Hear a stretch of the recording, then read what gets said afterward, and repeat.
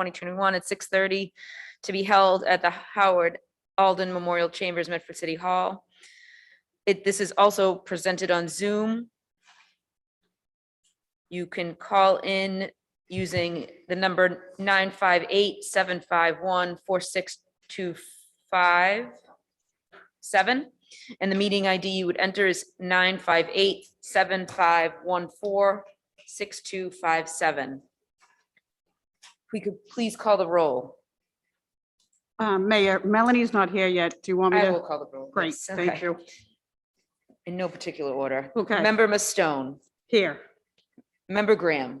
Here. Member Kretz. Here. Member Vanderklut. Member Rousseau. Here.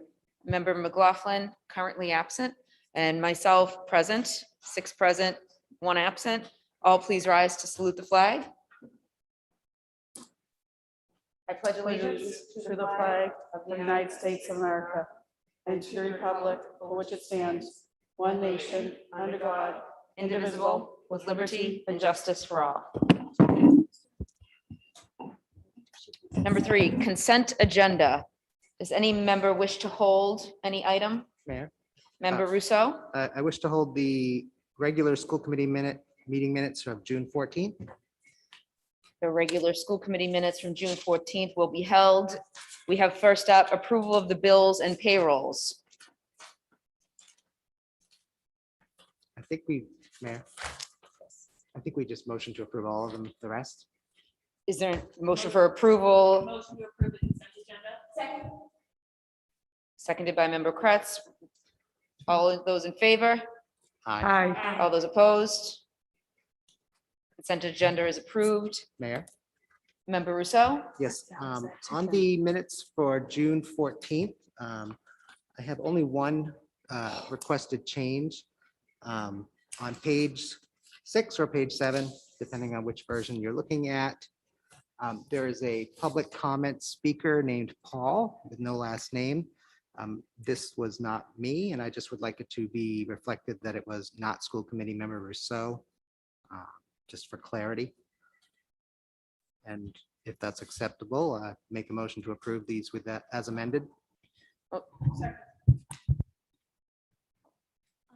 Point of information, I think. 'Cause I Yeah, think we we moved got- to approve the consent agenda. So do you want to, We held this item, so we you would, held the, okay, so this is the modification to the June 14th, 2021 minutes. Gotcha.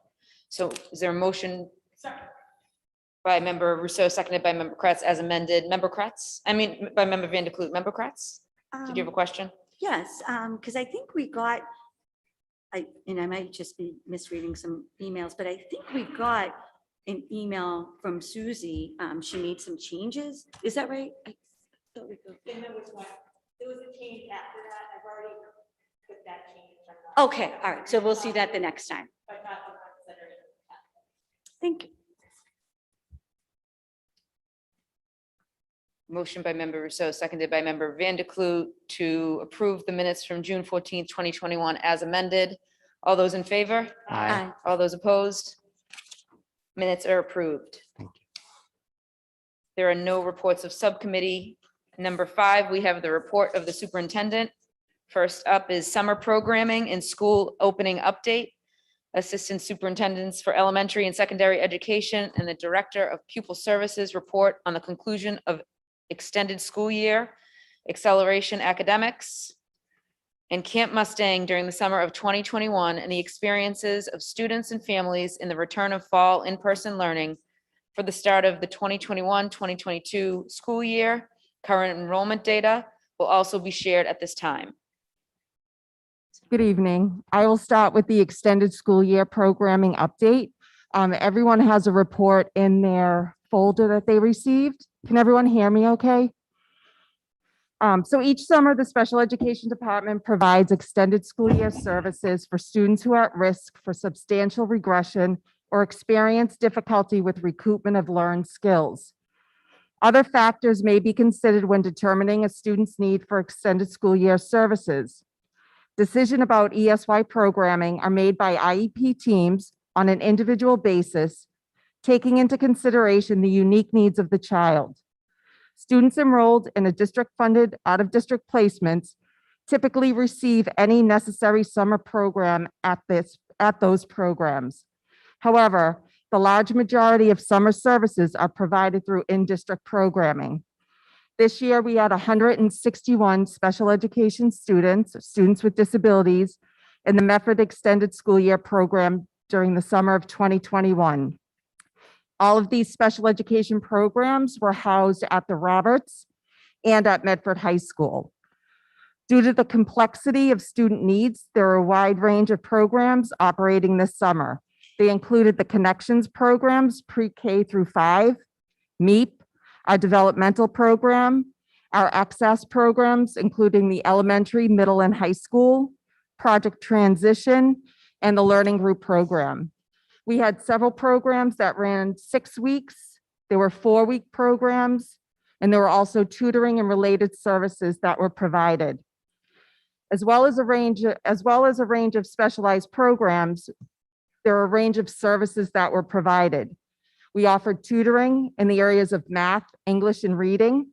We also provided related services in the areas of speech, occupational therapy, physical therapy, counseling, as well as social skills groups. The staff required to meet the comprehensive needs of Medford students with disabilities who participated in this ESY programming are listed in your information. We had 2 program supervisors. They split the 6-week program. We had 17 teachers, 2 who are special education reading specialists, 27 paraprofessionals, 7 speech therapists. We had a teacher of the deaf, 3 occupational therapists, 2 physical therapists, 1 school adjustment counselor, 2 school nurses, 2 BCBAs, and 2 specialists. We also continued to collaborate with Summer Fun and Medford recreational programs to ensure that students were able to access both education and recreational opportunities this summer. In closing, the success of the extended school year program was a result of all the hard work and dedication from our special education staff who continued their commitment in meeting the needs of our most vulnerable students. I would like to express my sincere appreciation and gratitude to all the staff who worked this summer. Also, a special thanks to Kim Clinton and Erin Pels, who were the program supervisors who worked tirelessly in the planning and organizing of the extended school year programming, which included hiring staff, scheduling services and transportation, as well as ongoing collaboration with parents and staff. Thank you. Thank you, Ms. Bowen. Mayor. Member Rousseau? Thank you. I just also want to reiterate the thank you to the staff working over the summer. If ever there was a summer you needed to not work, it was this summer, like in a whole lifetime. Right. And these people came because they Yeah, are here for the it kids was and incredible. Yes. this speaks volumes of them. So thank you. Thank you.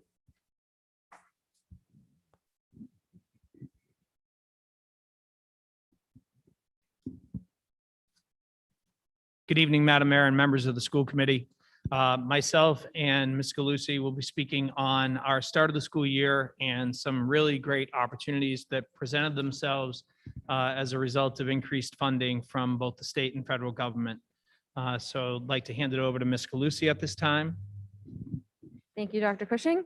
I'm going to ask just to advance. I'll speak on this slide, but I'd like the pictures to be shown as I speak.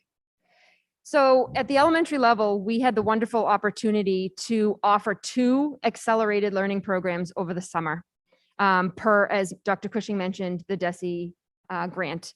The first one was focused on early readers.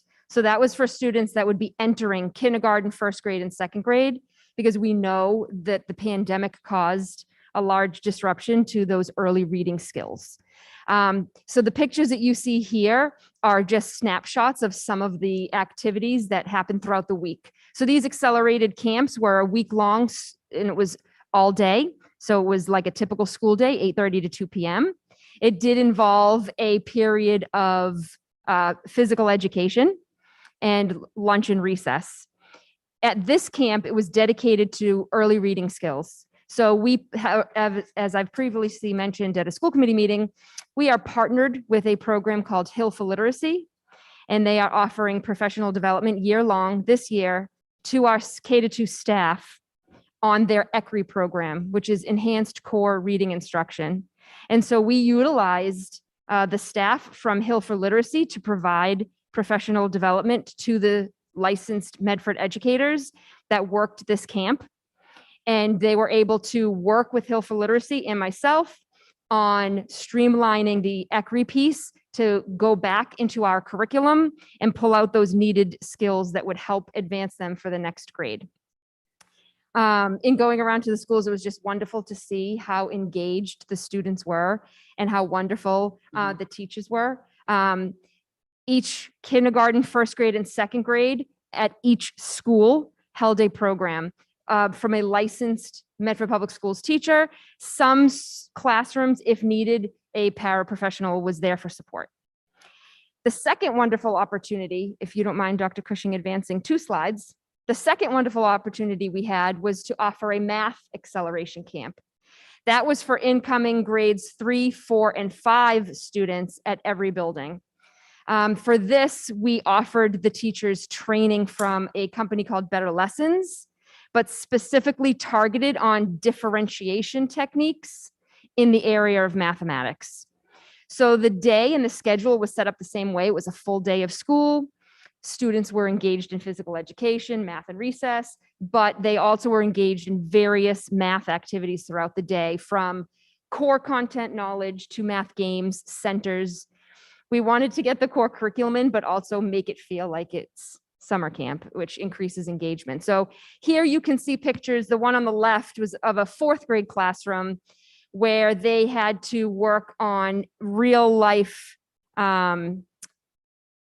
tiny house project where they had to map out to scale. I believe it's called tiny house, but I believe this is a scaled school bus. And then on the right, you can just see some of the fun activities that students engaged in to help with the core content, but also make it that camp feel. And I think, and now I'm going to just pass the microphone to Dr. Cushing to speak about his. Yep. So the secondary math acceleration camps, that was the only option afforded to us by DESE. So it was for rising 8th grade students and rising 10th grade students. We were able to, I apologize, there's an error. We originally only had 4 math teachers for the high school, for the middle school. We actually had 5 because we were able to continue to add students. And this was actually the first opportunity for our engagement specialist, our re-engagement specialists. They really worked the phones to reach out to our high school students. We had really great response from our middle school parents, and we needed just a little bit more support for our high school students. We ended up with about 30 students on the high school side, and we ended up with, if I remember correctly, just under 60 on the middle school side. So we had 4 math teachers at the middle school, 1 special education teacher who co-teaches. So she brought a really unique skill set to be able to support and assist our students as they went through these math acceleration camps. Over the next year, you'll hear a lot about acceleration, not remediation. Acceleration is meeting kids where they are, giving them just-in-time skills in order to move them forward as quickly and readily as possible, rather than spending time going backwards and trying to build on things that were missed. You're hopefully going to be able to accelerate the students with the just-in-time skills. And so that's why they're called math acceleration camps. So the standards that they were focused on were grade 7 and 8 content standards. What we did was with Faiza Khan, our math director, we went and looked at the specific standards that really bridged 7th and 8th grade, all right, to really support students as they move forward in 8th grade. And once again, in 10th grade, we went and we looked at the various skills that could be bridged between 2 very disparate subjects that are between freshman and sophomore year. And so we were able to put in, we were able to observe all the teachers in the program, and it gave us a really good opportunity to see the teachers in action, working with students, engaging them. And in small groups, the DESE grant limited the groups to no more than 12 students. So there was some really good interaction between the students and the adults. Okay, thank you. So the other wonderful opportunity that we were able to provide Medford Public School students is Camp Mustang. Camp Mustang, which we had said connecting for a new school year, had a social emotional priority. So unlike the acceleration camps where we had to use data to invite students that we knew would benefit from that opportunity, Camp Mustang was open to all of our Medford Public School students.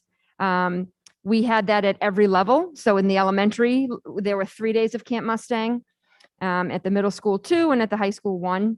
I will just speak, if you don't mind, please advancing to we're going to just show you some pictures from Camp Mustang. So because this was a social emotional priority, the whole point when we think of students that needed to have this transition to connect again to school, we wanted the students that may not have been in school for 18 months.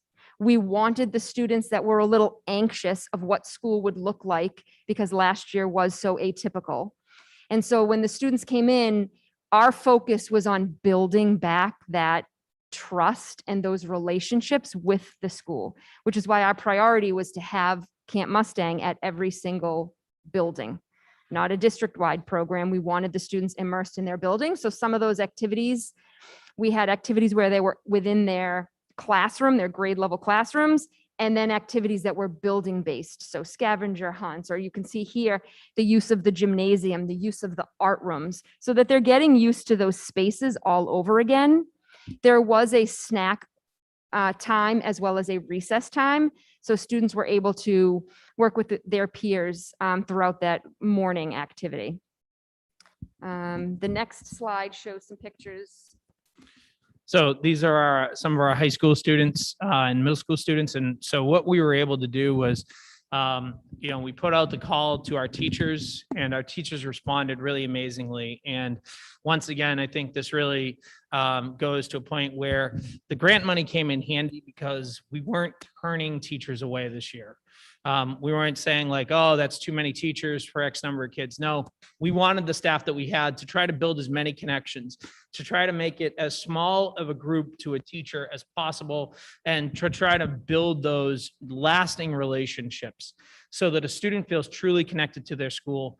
If you walk into Medford High School, a school of approximately 1,200 students today, or one of our middle schools that are each just under 500 students, it can be an intimidating place.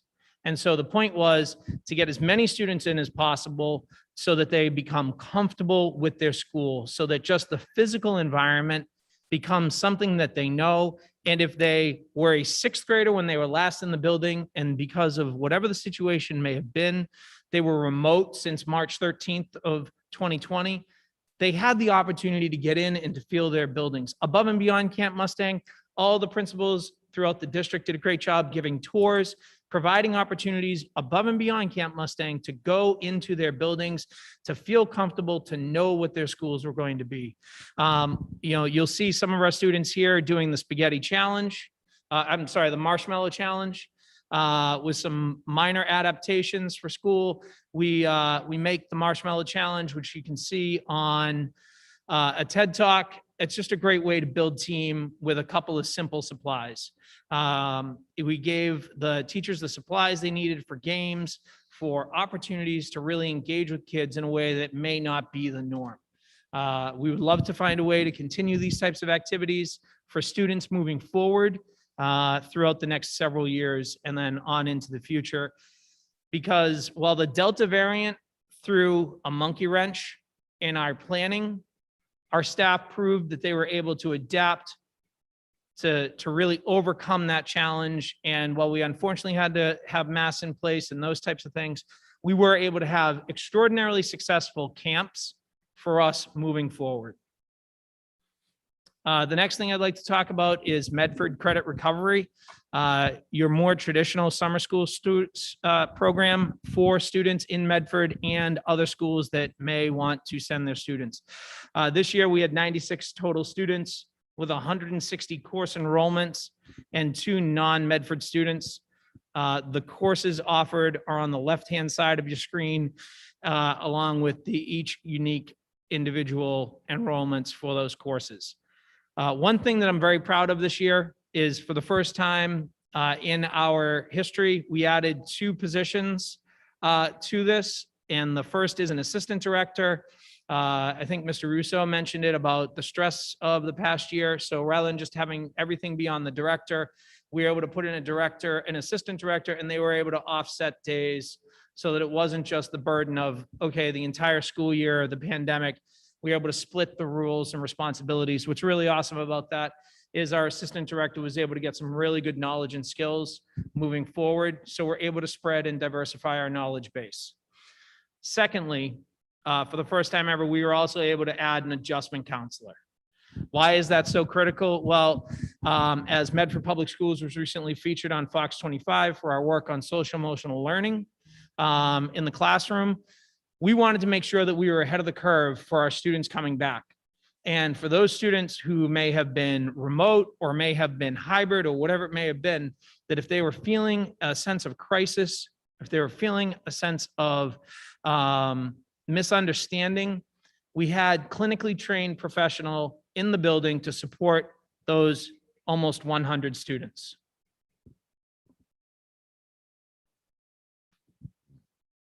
Thank you. All right, so the next piece that we are going to present on is actually Dr. Riccadelli's Medford Jumpstart Instrumental Camp that she offered to families over the summer for rising students in grades 4 through 8. So as many of you are aware, our instrumental programs and our band programs start in the elementary schools at grade 4 and grade 5. And so there has definitely been, because of COVID, a decline in enrollment and participation in instrumental and band opportunities. And so Dr. Riccadelli really worked hard on this as a way to build up participation in our programs throughout the summer. And it was a big success. We have some pictures here that she supplied for us. But students, as you can see, strengthen their musical skills and techniques while covering topics including note reading, rhythm skills, sight reading, tuning, intonation, and instrumental terminology. The district supplied violins and various percussion instruments free of charge, so that that was not a burden on families. If students were interested, they were able to join and were provided the instruments. At the conclusion of the 2-week program, students presented everything they learned in the little theater up at the high school to their families. It was largely successful. The students were very happy to be there. I know that she's looking to continue a program like this next summer as well. I would just like to add that, the picture in the lower right-hand corner of the students in the parking lot, unfortunately, pictures, are usually a great medium to show. This picture does not really show how amazing this program was. We had literally, it felt like the parking lot was full of students participating. It felt so good to have that life and that music back into the building. And as Ms. Galusi just mentioned, while Dr. Riccadelli is looking to continue it, what's awesome is, once again, the teachers are saying, wow, how do we keep this going for the future? And I think that this type of thing, when you think of various summer camps that may be out there for Medford Public Schools to offer our citizens and our students, is really a tremendous opportunity going above and beyond your traditional fun, athletic, or whatever other camp may be. This offers our students that true instrumental, artistic approach. And so we just want to also mention, I know that we have reported on this before, but this year, our big focus for school year 2021 to 2022 is on social emotional learning. And so at the elementary level, what does that look like? We have responsive classroom, which we were able to implement last year during the pandemic and continue this year. So over the summer, we were able to create responsive classroom support teams at every building. And they participated in a week-long training, like a train the trainer session this summer. It was very intensive, but it was very rewarding. And so what we were able to what we were able to take away from that experience is not only support teams at every building, but district-wide trainers so that we can continue offering responsive classroom training for our staff. We have continued with our schedule to maintain that morning meeting time where every student starts their day from 8:30 to 9:15 with their peers during morning meeting. And academics and services begin after that time so that all students have that opportunity to be with their peers and start their day collectively. That will build that trust, that community that we want learners to have so that they can take those academic risks and feel safe in their learning environment. So we are going to be continuing that training throughout the year with the use of that staff. We also made sure that we trained staff during the induction week. So some of those trainers went to the new teacher training and provided responsive classroom training for the elementary teachers. The other thing that we've done this year that I know I've reported on, but I worked collaboratively with Stacy Schulman, and we created the fifth special, which is called Nexus, and is at the start completely in response to the pandemic. And we know the need for targeted social emotional assistance, as well as executive functioning skills that were lost during the pandemic time. So we know that this class may kind of like evolve over time to suit the needs of the students, but at this moment for this school year, it is a strictly social emotional focus. So the curriculum that we're using when students come once a week is a Michigan model, which is our health curriculum as the district, and we only focus on the social emotional lessons of the Michigan model. So instead of the classroom teachers doing those lessons, the Nexus teachers will now do those lessons. We're also using the zones of regulation, which has been primarily in grades K through 2 across the district, but we're going to expand that because those skills are just as important for grades 3, 4, and 5. And that program adapts itself to the appropriateness of the grade level. And just to give you like a snapshot, some of the things in the zones of regulation are not just how to work on self-management skills, but it's also, there's a whole piece on like growth mindset versus fixed mindset, and which are important skills for students to have. And then the other piece, once a month, Stacy Schulman and I are working hand in hand with the Nexus teachers and staff every week. We're going to weave in a executive functioning skill that is appropriate for the grade level. So those are also pieces that were lost a little last year. So how to pack your backpack, how to work with a 2-pocket folder, how to take notes in the upper grades. Whatever the skills are, we'll be working in collaboration with staff as well to weave in some of those executive functioning skills that were lost, but crucially important for students to be independent learners.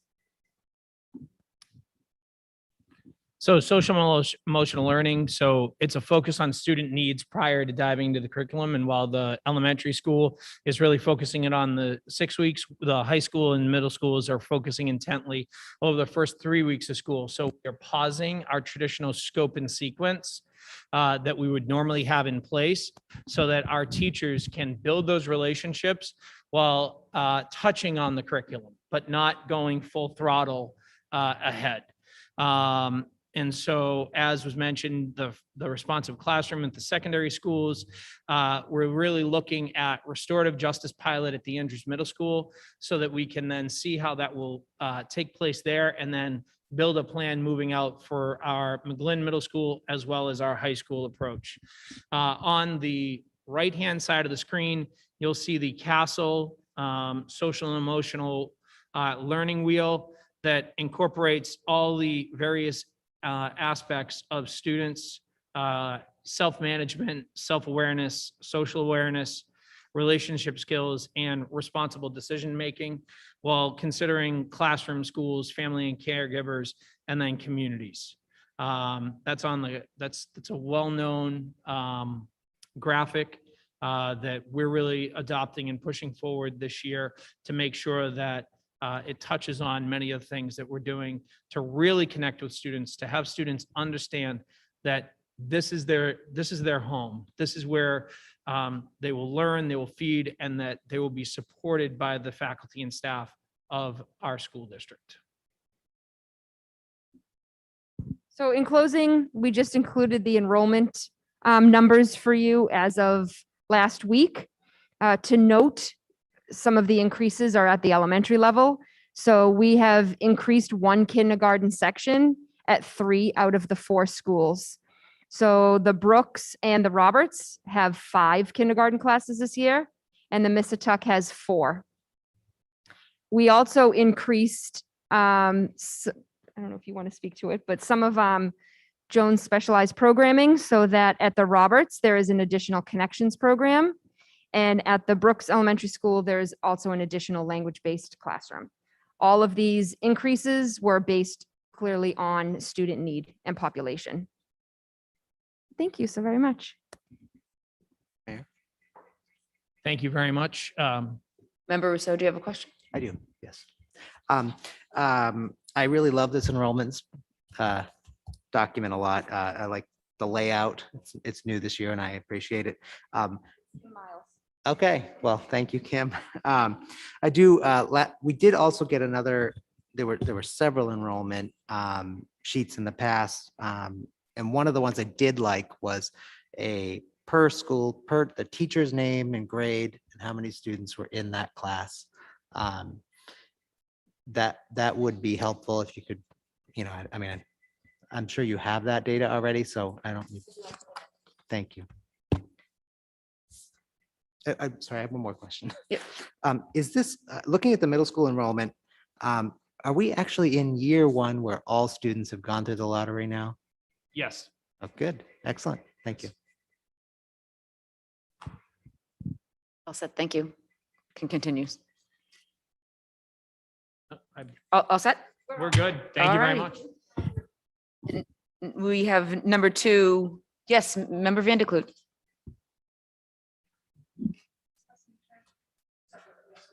We are number 4. Okay, so number 2, public health update. Director of Health Services and Assistant Superintendent of Finance Operations report on student and staff testing program, vaccination clinics, state and district mask mandates, and physical distancing protocols, including during meal periods. Mr. Murphy. Thank you, Mayor. Members of the school committee, it's a pleasure to be with you once again, and hope you all had a wonderful summer. For those of you that we haven't spoken with. I'm joined tonight by Avery Hines, our new Director of Health Services. Ms. Hines is a 5-year veteran of Medford Public Schools, and as you know, is filling some large shoes. And I would say that even if I didn't see that Ms. Ray was watching. And we're certainly, it's an honor to have her here with us and as a member of the team. As I think you know, the school committee typically takes a vote to confirm the health services officer for the district. The superintendent, who of course could not be here this evening, would like to formally introduce Ms. Hines at the next available opportunity. And so we're going to ask you to hold off on that vote until that time. But in the meantime, Ms. Hines and her team have picked up right where Ms. Ray left off in terms of helping to lead the district through a very difficult period and make sure that we're meeting all of our public health obligations as well as our educational responsibilities. And so she's going to share some of the data that we have for you tonight, and then I'll be happy to walk through some of the logistical and operational challenges that we are currently meeting during this latest phase of the pandemic. So, Ms. Hines. Thank you for the introduction and good evening, Madam Mayor and members of the school committee. I'm very happy to be here. I don't think it's any surprise to you all that the positive number of cases in Medford is rising, and it has been since June. In June, there were only 25 cases throughout the city for the whole month. In July, we saw an increase to 123 positive individuals. And then in August, it increased even more to 277 positive cases. So far, in the first 12 days of September, there have been 125 positive cases. So we're looking at even more of an increase by the end of September. The Medford Public Schools started its COVID-19 testing program on August 26th and 27th for members of our high school athletic teams and those that participate in extracurricular activities. We tested 307 individuals with PCR testing, and in that we found 1 positive individual. On August 30th and August 31st, the Medford Public School nurses administered 492 tests to staff throughout the district as their welcome back present. And we were able to identify one positive individual prior to school starting with our students in our buildings. Our student surveilling testing resumed this year on September 9th, where 3,301 tests were performed. Of those tests, 3 positive individuals were identified, and them and their families were contacted by school nurses, and contact tracing was completed in a timely manner. Outside of our scheduled surveillance testing, the Medford Public School nurses are working diligently to ensure symptomatic students that present to the health office get both a rapid Binax test as well as an individual PCR test prior to their dismissal. Between September 8th and September 10th, 16 symptomatic students were tested by the school nurses, and we were able to identify 4 positive students within 15 minutes of them showing up to the health office. This means that school nurses were able to identify and begin contact tracing before the end of the school day, which I think we can all agree is very useful and helpful, and hopefully gets our students the tests that they need and they can monitor for symptoms faster. Parents and guardians have also been proactively alerting the building-based school nurses of positive test results that they receive outside of our school testing program. During the week of September 8th and September 10th, there were 4 students that had tested positive outside of school testing that we were made aware of and were able to contact trace for. Through the first few weeks of school, the Health Services Department has noted that students are coming to school with illness symptoms. As we all know, even if you are vaccinated, if you're showing symptoms, you should immediately start quarantining and get tested. As a school community, we must continue to be vigilant in our masking, physical distancing, and hand washing to keep everyone safe and in school. Thank you. Thank you, Ms. Hines. And so, as I said, we've been attempting to communicate to the committee throughout the course of the last several weeks as we've experienced some modest adjustments in the various operational protocols that we're following. And so I'm happy to answer whatever questions the committee might have. Some of the sort of high-level headlines that I know the committee is familiar with are on the screen now with respect to our quarantine and isolation protocols. And Ms. Hines can certainly elaborate upon this if anyone has any questions, but the short version is that the biggest distinction between last year and this year, the biggest distinction between last year and this year is that those who are vaccinated have a different set of protocols than those who are not vaccinated. Now, for most organizations and most employers, that really sort of dictates the terms by which they are operating. For a school system, because of the age eligibility of the vaccine, there's a large swath of the population of individuals that we are interacting with who we know are going to have to follow the old protocols or the earlier protocols because they're not vaccinated. So everything that we've sent out has tried to message that appropriately and draw that distinction. It's important, frankly, for families and staff to understand that distinction, and we'll continue to echo that. With regard to physical distancing and mask requirements, the mask mandate at this point is mandated by the commissioner, and so it's not a local mandate. There is a mandate from the superintendent as well. That mandate from the superintendent will extend at least beyond the October 1st deadline. How long it extends, we don't know. Not that we're not being asked frequently, but we don't know the answer to that. And all I can say right now is that we'll continue to follow the data and fulfill all of the various obligations we will have in the event we institute a change in practice with respect to masking. With regard to distancing, we are attempting to maximize physical distancing as much as possible. That's true amongst staff and students. When we learn of instances in which folks are not distancing in a way that is consistent with that, we are communicating that appropriately to try to instill the prioritization of distancing.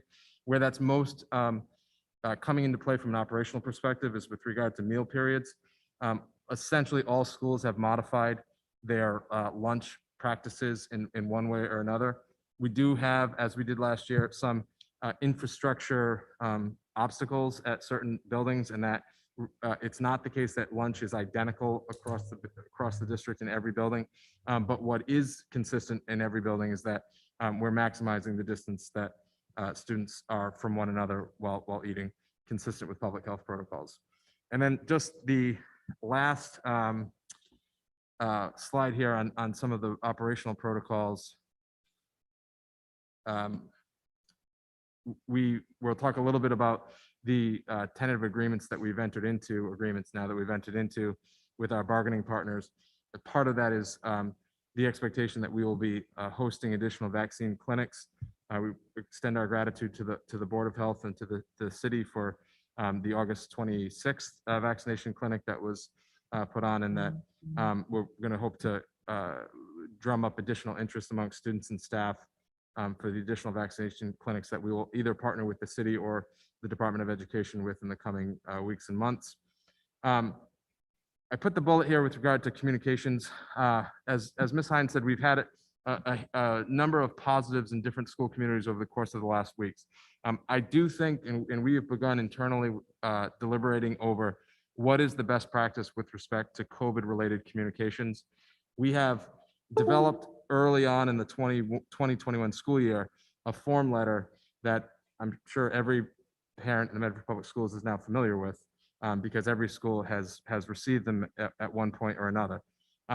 The frequency and the volume of those letters going out, I do think is calling into question the effectiveness of the communication. And that was an issue that we wanted to raise with the committee tonight, and just essentially put the community on notice that we are internally deliberating as to whether or not we can improve upon that practice to continue to keep the community informed, have the information readily available and accessible, but not run the risk that some might say we're already running, which is that the letters become such a sort of pro forma affair that they're losing their effectiveness and their value. And I think that we're now beyond 1 year from issuing these letters every time there's a positive.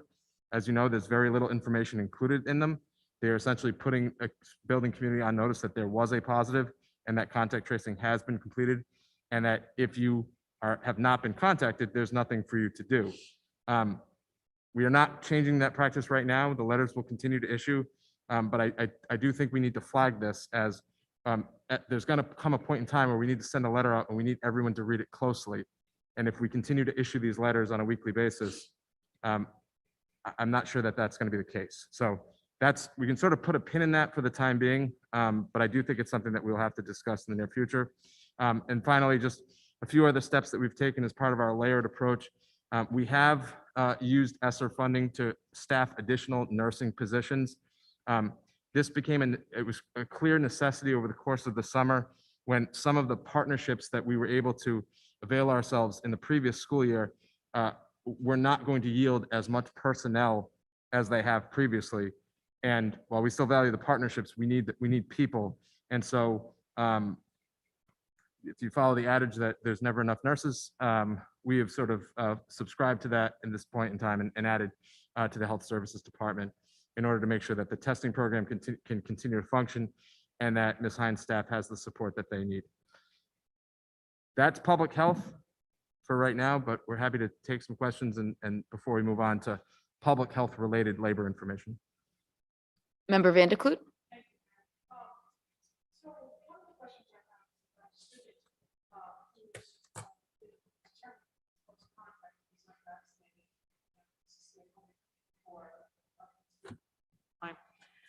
What are we doing to support that student's academics? I understand we have our limits, but it seems like now, they're out for 5 days, they're out for 7 days. What if it's a second grader? What do we do? Yeah, it's an excellent question and one that we've been addressing on an individual, and when I say individual, I don't mean individual student, but on an episode by episode basis. And so within the last several weeks, we have had instances in which there was a positive in a school and a definitive number of close contacts identified. That was a sub part of a class.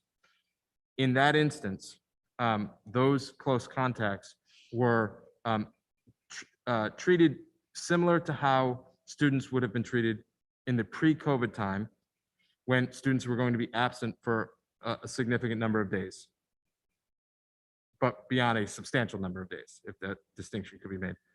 We have had other instances in which, and the reason that was the case is because and I don't want to really be tied to very specific numbers here because it really does have to be on a case-by-case basis, but in a situation in which 3 or 4 students have to quarantine, it would potentially be detrimental to the entire class to take what would be considered more of a drastic response. For instance, simulcasting the class and doing the instruction concurrently so that the students who are remote can follow along. We would be running the risk of diminishing the instructional impact, both for the students who are at home and for the students who are in person. There was another situation in which the number of close contacts essentially amounted to an entire class full of students. And in that instance, because there was going to be no benefit to having the entire class home, the class was permitted to function remotely. And this happened to be a class of very younger students. And so it was a modified schedule. I should add that. That's another instance of sort of having to do it on a case-by-case basis.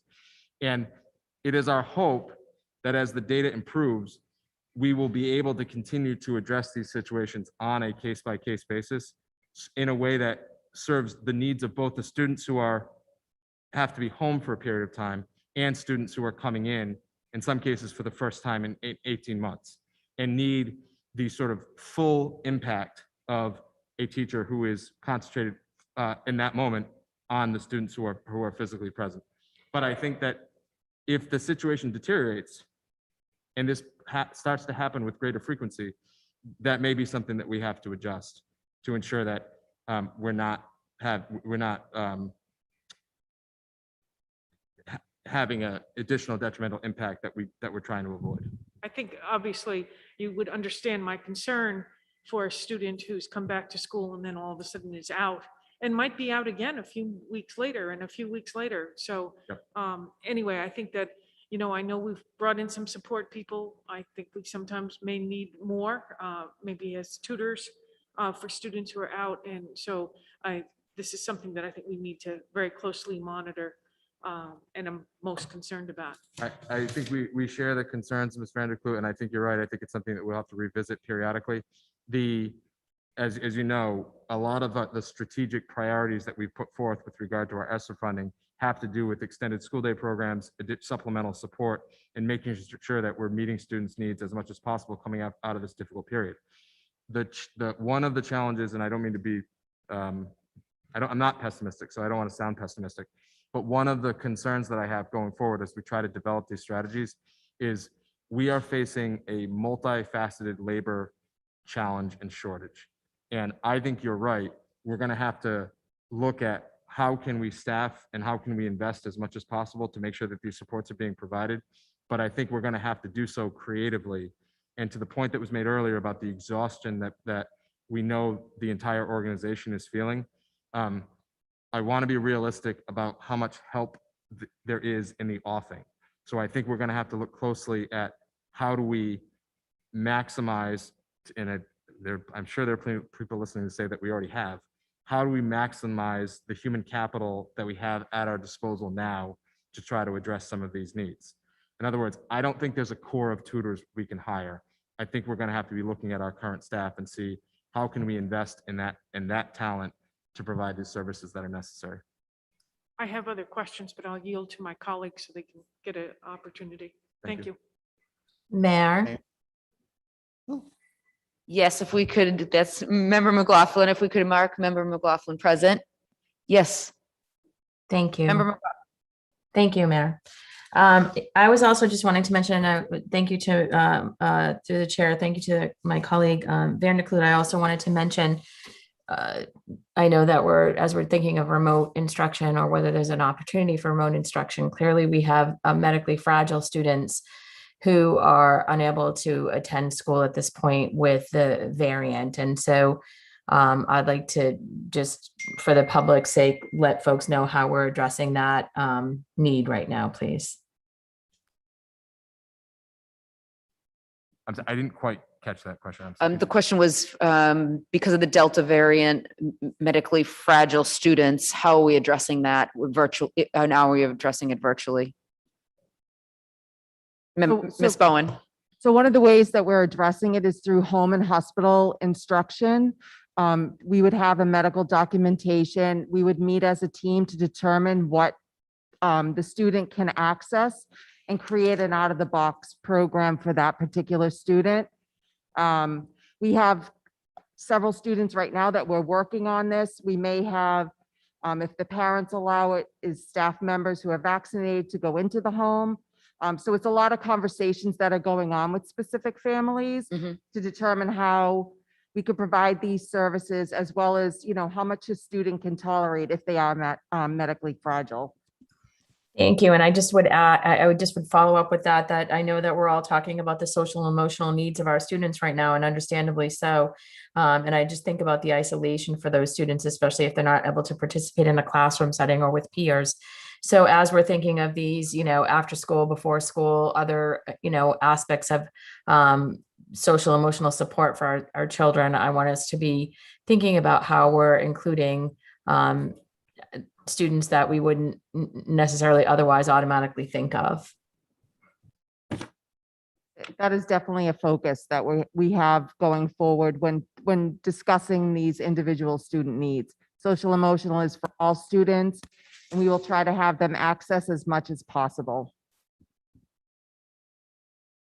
Thank you. Mayor? Member Rousseau, then Member Vanderklut. Thank you. I know that there's a lot of logistical things to work out. I've just heard a couple of families reporting that their students are still in line when lunch period ends and they don't get to eat. They're not allowed to it's not like voting. So I'm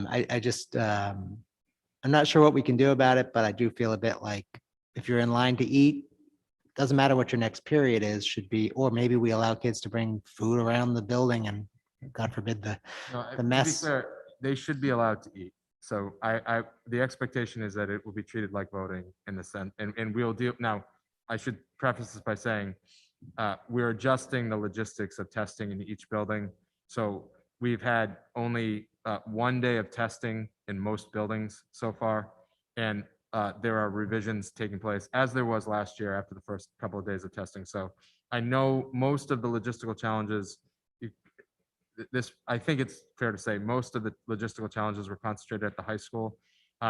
That testing routine has been completely revamped as of this morning, and other revisions will take place at other buildings throughout the week. So if any, it should be very clear, every student is entitled to lunch.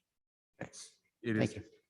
is the same as voting, absent some of the statutory and constitutional rights implicated. So we'll make sure that that message is circulated appropriately.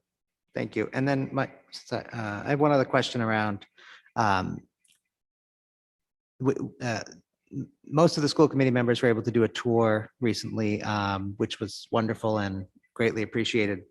I don't know about all the buildings, but the buildings that I visited, the Missatook and the Andrews, the temperature in much of the building was quite surprising, especially since it wasn't even a terribly hot out or hot out the day before. Can you just clarify that, well, first of all, that temperature and air changes per hour are completely unrelated? That is correct. Okay, thank you. Just from a COVID safety I'm not sure that perspective. the air engineers that we spent a lot of time with last fall would use the term completely unrelated, but they are distinct. And the air change per hour rate, which is how we measured the heightened air quality standards, is distinct from the actual temperature. That part is definitely true. Thank you. And then I'm sure your office is working on a plan around the temperatures. They were kind of staggering, really, for our brief visit in some of these rooms. I can't really imagine teaching in them, let alone. And so I know that from our tour, which you were on with me and Member Graham, that some of this is quite a substantial expense. And do you have the resources, whether it's ESSER funds or whatever, or do you need to come to us for resources? And are there other things such as supply chain problems that will actually get in the way? Because, the cool season's coming, but so is June. Yep. Yeah, no, that's a fair question. And there were some areas of the buildings that we toured that were warmer than we would prefer. There's sort of different tiers of challenges that we're facing related to our air conditioning. There are some that have been addressed even since our visit last Mhm. week. And there are some that are going to take a significant amount of investment that I will be briefing the committee on in the coming months. There'll be some sort of traditional capital infrastructure projects that we'll need to identify as priorities. So I can't speak to whether we have the resources because we'll have to come back to the committee and to discuss with you how all of those priorities fit together. I can tell you that there's some technology-related infrastructure priorities that you'll hear about before you'll hear about air conditioning. And I would anticipate that happening at your next meeting. With respect to the air conditioning, I'll just say to the Mississauga and the Andrews, the Andrews has had two problems, one of which, is my understanding, has been addressed. It is the air conditioning on the third floor, and another problem in the gymnasium that has not been addressed and will not be addressed until we discuss with the committee the capital improvement priorities. So I think if the third floor at the Andrews is still as hot as it was that day, I'm not aware of that. I suspect now that I've said this publicly, I will be made aware of it quickly if that's the case. But it's my understanding that that's been addressed. The gymnasium is a longer term project that we'll need to discuss. And it is my hope that we'll be able to resolve that prior to the spring in the next warm season. Thank you. Well, I was the Mississauga that I heard from today, that it was I didn't say that. quite hot. So, Yeah, I think the Mississauga is sort of a mix, frankly. And it's a little more complicated there, but thank you.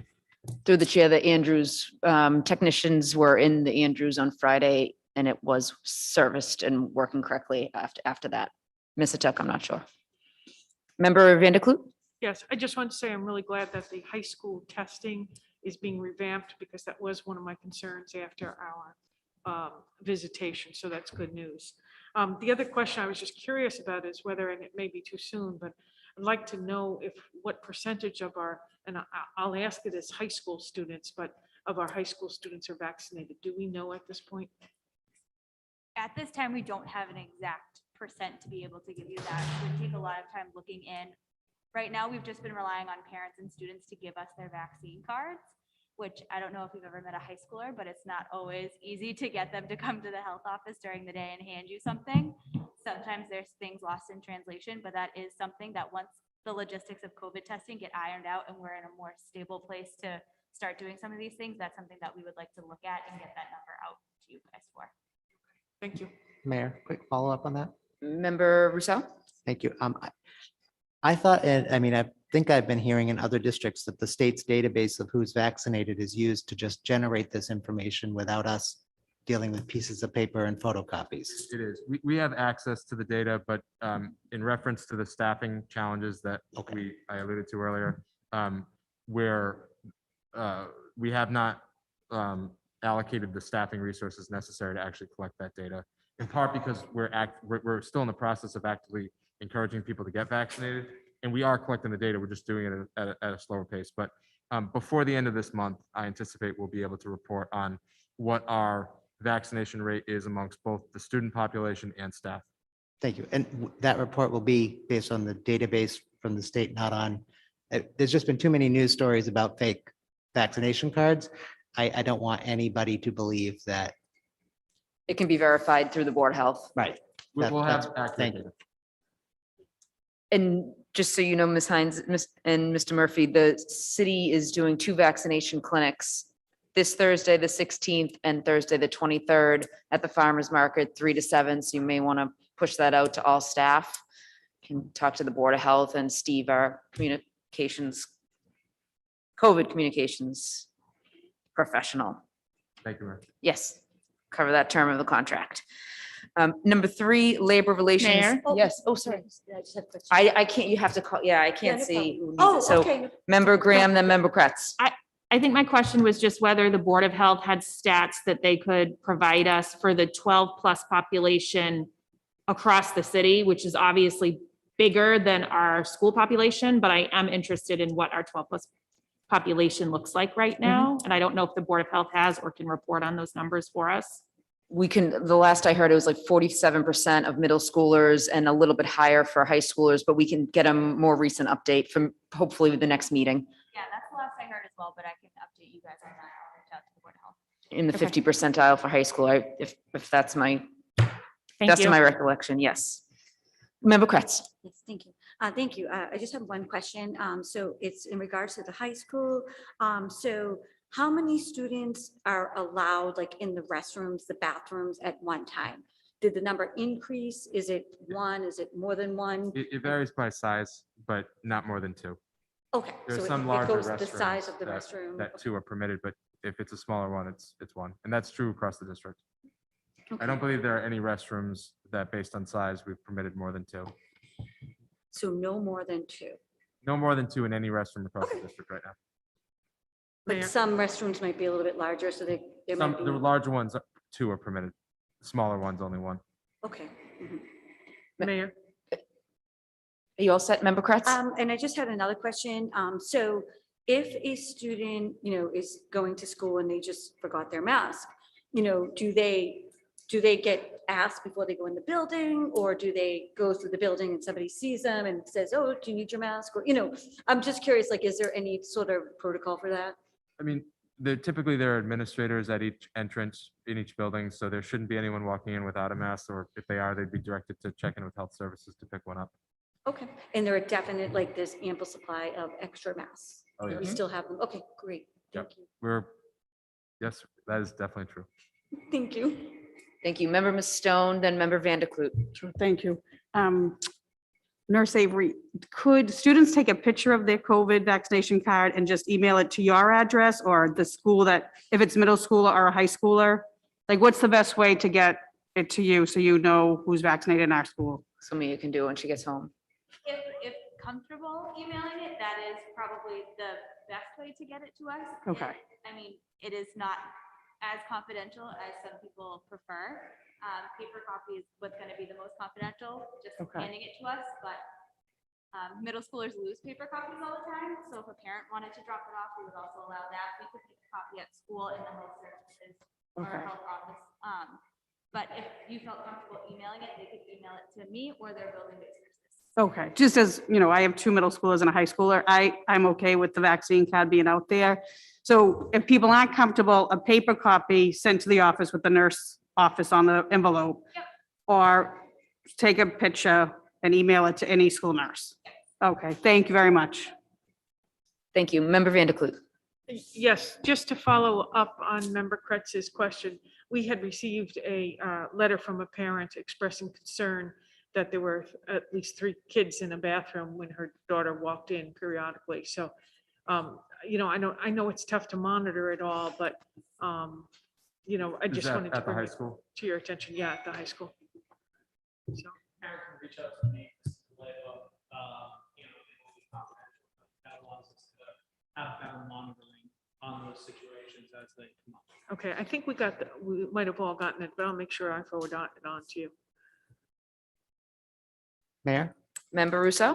can I make a motion to suspend the rules to take item 8.8, number 2 out of order? Motion to suspend the Okay. rules, seconded by Second. Member McLaughlin. All those in favor? Aye. All opposed? Motion to take item number 2 under new business pursuant to 603 CMR 50.0710, 2/3 of Medford member school committees must approve collaborative capital improvement plans. The Shore Educational Collaborative is seeking the approval of this plan from the members, which includes the Medford Public Schools. Member school districts are not being asked to fund this plan. The regulation requires us to approve this so that the Shore Educational Collaborative may implement this plan. See additional documentation titled Shore Educational Collaborative Capital Improvement Plan, fiscal years 2021, 2031, provided for the details of this request. Offered by Member Rousseau. Member Rousseau. Thank you, Mayor. I am the Medford School Committee representative on the Shore Educational Collaboratives Board of Directors. I'm the chairperson, excuse me. And our Executive Director, Jackie Clark, is here to answer any questions about this plan. And I'm going to assume she is on Zoom, so I have no idea how to get her on Zoom so she can answer questions that we might have. But who's running? Dr. Cushing running this? Do you see Jackie in there? Mayor, Member Rousseau, Member Mustone? while we look for the executive director, Paul, you might know, how long has Medford been in partnership with Shore Collaborative? I believe we were a founding member, but Jackie will know that off the top of her head. All right. I am here and unmuted. Jackie Clark, the Executive Director of Shore. So thank you for having me. Shore was established in the late 70s and Medford has been a member since then. So well over 50 years. Mayor? Thank you. Member Vanderklut? Thank you. I read the document that Member Rousseau provided to us in detail. And as a former representative with Shore, I am very familiar with Shore. And in fact, remember Hank Owen, the director of many years, very That's right. warmly. He's a wonderful, wonderful person. The question that came to me is that this is basically calling for a fund to be put aside for capital improvements for Shore, which makes a great deal of sense. But I didn't see anything addressing the potential for, if by any chance something should happen to the Shore such that it would cease to exist, what would happen of the money? And so there is no, I didn't see any line item which suggested that it would be split back between the districts or anything else like that. And while it is perhaps far-fetched to believe something will happen after the successful run of Shore, it did seem to me that some notation should be made about what would happen to that account in the future if it was not used. Would you like me to answer that, Mr. Russo? Sure. Yes, please. Yeah, so as part of our larger establishing agreement, our articles of agreement, there is a whole section devoted to the dissolution, very theoretically, we hope, of Shore should come to that. And I believe the assets, including this fund, is restricted for capital use. But obviously, if Shore were dissolving, it would be an asset is divided sort of pro rata based on the member district's share of percentage of students and tuitions paid in the previous years.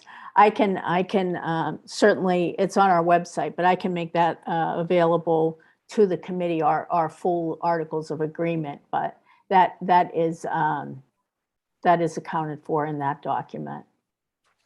Well, my suggestion is that simply that should be added to this plan. document.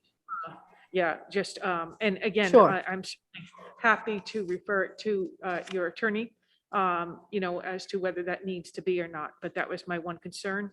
Okay. Otherwise, I would make a motion to support this paper. Second. Motion in favor by Member Vanderklut, seconded by Member Graham. All those in favor? Aye. All those opposed? Should be a roll call. We should probably roll call it. I think it should be a roll call as it regards to finances. Roll call has been requested by Member Vanderklut. Member Member Graham, McLaughlin? Yes. Yes. Member Kratz, Yes. Member McLaughlin, yes. Member Mustone, Yes. Member Rousseau, Yes. Member Vanderklut, Yes. Mayor Longo Kern. Yes, 7 in the affirmative, 0 in the negative. Paper has been passed. Mayor, Great, thank you. Thank you. thank you, Jackie. Jackie, Thank thank you. you for Thank you, Jackie. Sure. Member Rousseau? Yes, motion to revert to the regular order of business. Motion to revert to the regular order of business, seconded by Second. Member McLaughlin. All those in favor? Aye. All those opposed? Motion to revert has been approved. Number 3, Labor Relations Update. Assistant Superintendent of Finance Operations report on tentative agreements reached with various collective bargaining partners regarding mandatory weekly COVID-19 testing and proof of vaccination requirements. Mr. Murphy. Thank you, Mayor. As the committee knows, the district did enter into tentative agreements with the majority of our bargaining partners over the course of the last several weeks. As was noted in the agenda item, the two most substantive and consequential items in those agreements are the obligation to test for COVID-19 on a weekly basis as part of our free testing program that we have instituted in partnership with Tufts University, as well as an obligation to show proof of vaccination, as the obligation to show proof of vaccination. And so those are the two core pieces. With some of the units, there are a few additional components, including a health and safety committee, the vaccination clinics that were referenced earlier, as well as electronic means of reporting health and safety concerns. I do want to say, and I said this in my communication to the committee, that these agreements really were cultivated in the sense of a partnership and a constructive dialogue that we had with the bargaining units. We often use the term bargaining partner, and I think that sometimes that can sort of become we can become a lot of things. But in this instance, this really was a true partnership, and I want to extend my gratitude to, on behalf of the superintendent, to all of the unit representatives who joined in this discussion, and I think these agreements really do serve the interests of students and staff. So these agreements have entered into through the superintendent's signature. I would recommend that the committee take a vote to endorse them. It's essentially a symbolic vote, but I think it's important to demonstrate the support of the governing body. And if there are obviously any questions related to the agreements, I'd be more than happy to answer them. Mayor? Member Van der Kloot. I was asked to inquire about this. So the original date that employees were supposed to give you documentation was September 8th, and then it was put off to the 17th. Could you explain why that happened?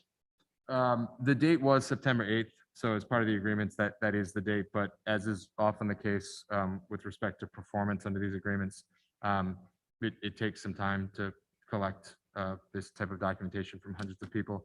The parties have been, from a legal perspective, performing under the terms of the agreement, in the sense that we've been facilitating the testing program. Employees have been participating in the testing program. A significant number of employees have already turned in their proof of vaccination.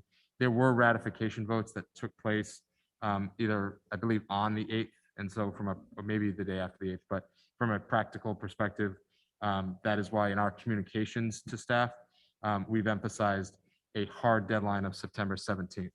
The reality is, our priority is making sure that we have an accurate accounting of our vaccination status, and that it was always going to take some time. And so it's really just a question of a sort of a rollout with respect to performance. I think that perhaps the interpretation might have been by some people that it was, oh, people aren't getting their stuff in, so we're giving them extra time and they're dragging their feet. So I wanted to make it clear that in fact we are having great cooperation with our labor units. If that was the misinterpretation, I really truly appreciate you pointing this out, because I really can't speak enough of the cooperation and partnership that we've experienced with the bargaining units that we've entered into agreements with. So I think this is a sort of a classic example of a shared interest on the part of both the union and management.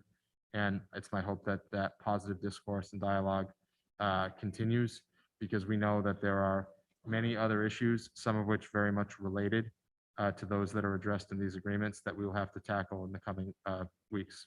Right. Well, I think we're all very thankful to our labor units. And I'd like to make a motion that the school committee endorse the agreements that were set forth around, would you say, around the mandatory COVID-19 testing and proof of vaccination requirements? I think that's a fair characterization. Motion for approval by member Van der Kloot, seconded by Second. member Rousseau. All those in favor? Aye. Aye. All those opposed? Paper passes. There's no further questions. We can go to number 4, operations and transportation update.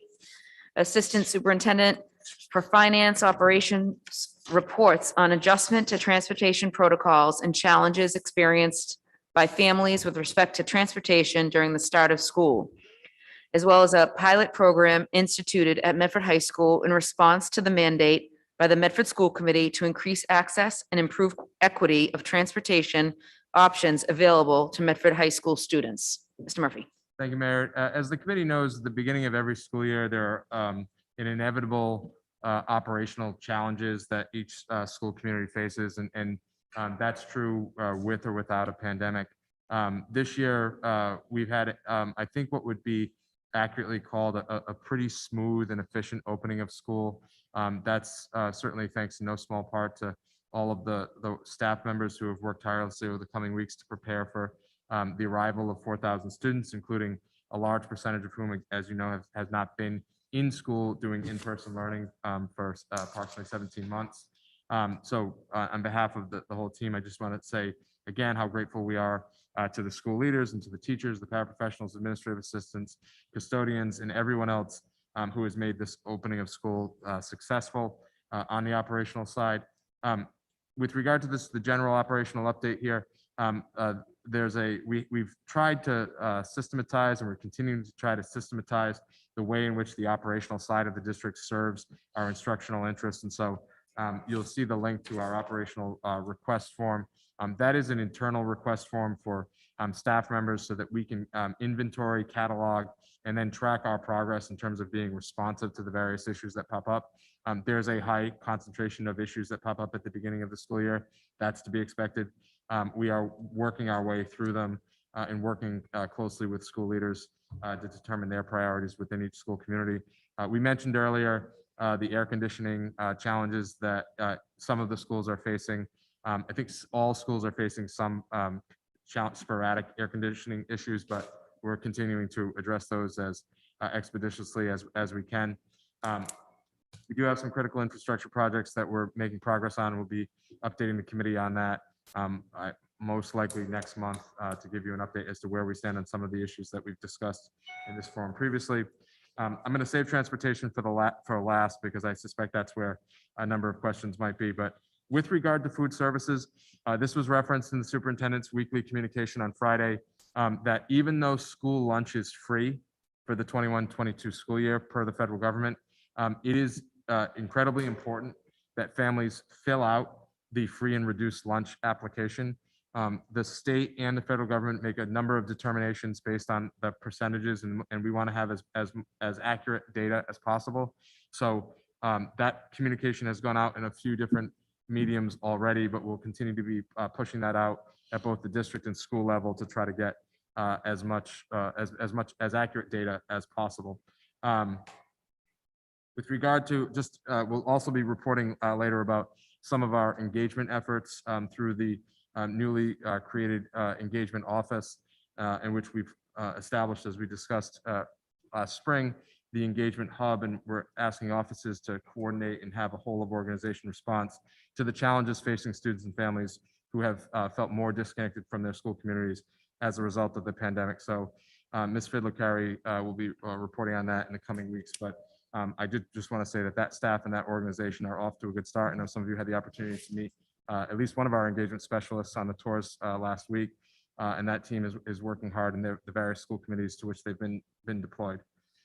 With regard to transportation, and I think in most districts, the person in my role usually has a bit of reservation in his or her voice when they report on transportation at the beginning of the school year. And that is to some degree the norm, but I do want to stress that it is to the degree families are experiencing challenges, and some of the typical obstacles. I was going to say hiccups, but I think that would be understating it, so I don't want to do that. Some of the obstacles that families have faced over the course of the past couple of weeks. While it is true that generally speaking, we've also had a smooth opening with respect to transportation, there have been pockets of challenges and problems that we've been working with our primary bus vendor, Eastern Bus Company, to try to resolve. There have also been a few instances in which students with disabilities who are receiving transportation outside of the primary vendor have experienced challenges that Ms. Bowen and her team have been working to iron out to ensure that those don't continue past, don't continue, period. So I can talk a little bit about, if the committee would like, some of the specific changes that we've put in place with respect to organization. We've instituted a pilot program at the high school to expand the free transportation options that students have. We have essentially planned for that for a 3-month period in which students living beyond a 2-mile radius from the high school will receive an MBTA pass with no charge. That's contrasted to the tradition or the historical discounting of the MBTA passes. And the school committee voted last spring and directing the administration to try to expand those free options. So in addition to the MBTA program, we've also have doubled the amount of Eastern Bus Company transportation coming to and from the high school. Unfortunately, due to some of the challenges that I was just referencing across the district, primarily attributable to the nationwide bus driver shortage that the governor addressed today in the activation of the National Guard, which I think speaks to the extent of the issue. We are going to have to curtail the afternoon route out of the high school. Now, at the moment, that bus is not particularly well populated. I believe there's a handful of students at most who have been taking it. But the shortage of drivers was resulting in the bus not leaving the high school until significantly after dismissal time. So I don't think we really have a sense yet as to how many students would be serviced if we were running that on the schedule that we would like to.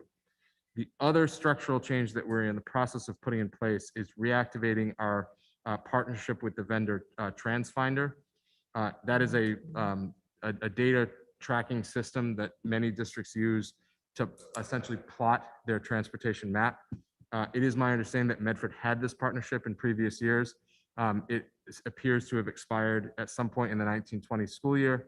And so we are in the process of reactivating that partnership and have communicated to families throughout the start of the school year that and not in the detail about TransFinder, but we've communicated that there may be fluctuations in the routes and stops over the course of the next several months. There's always a sense of some fluctuation in the first couple of weeks.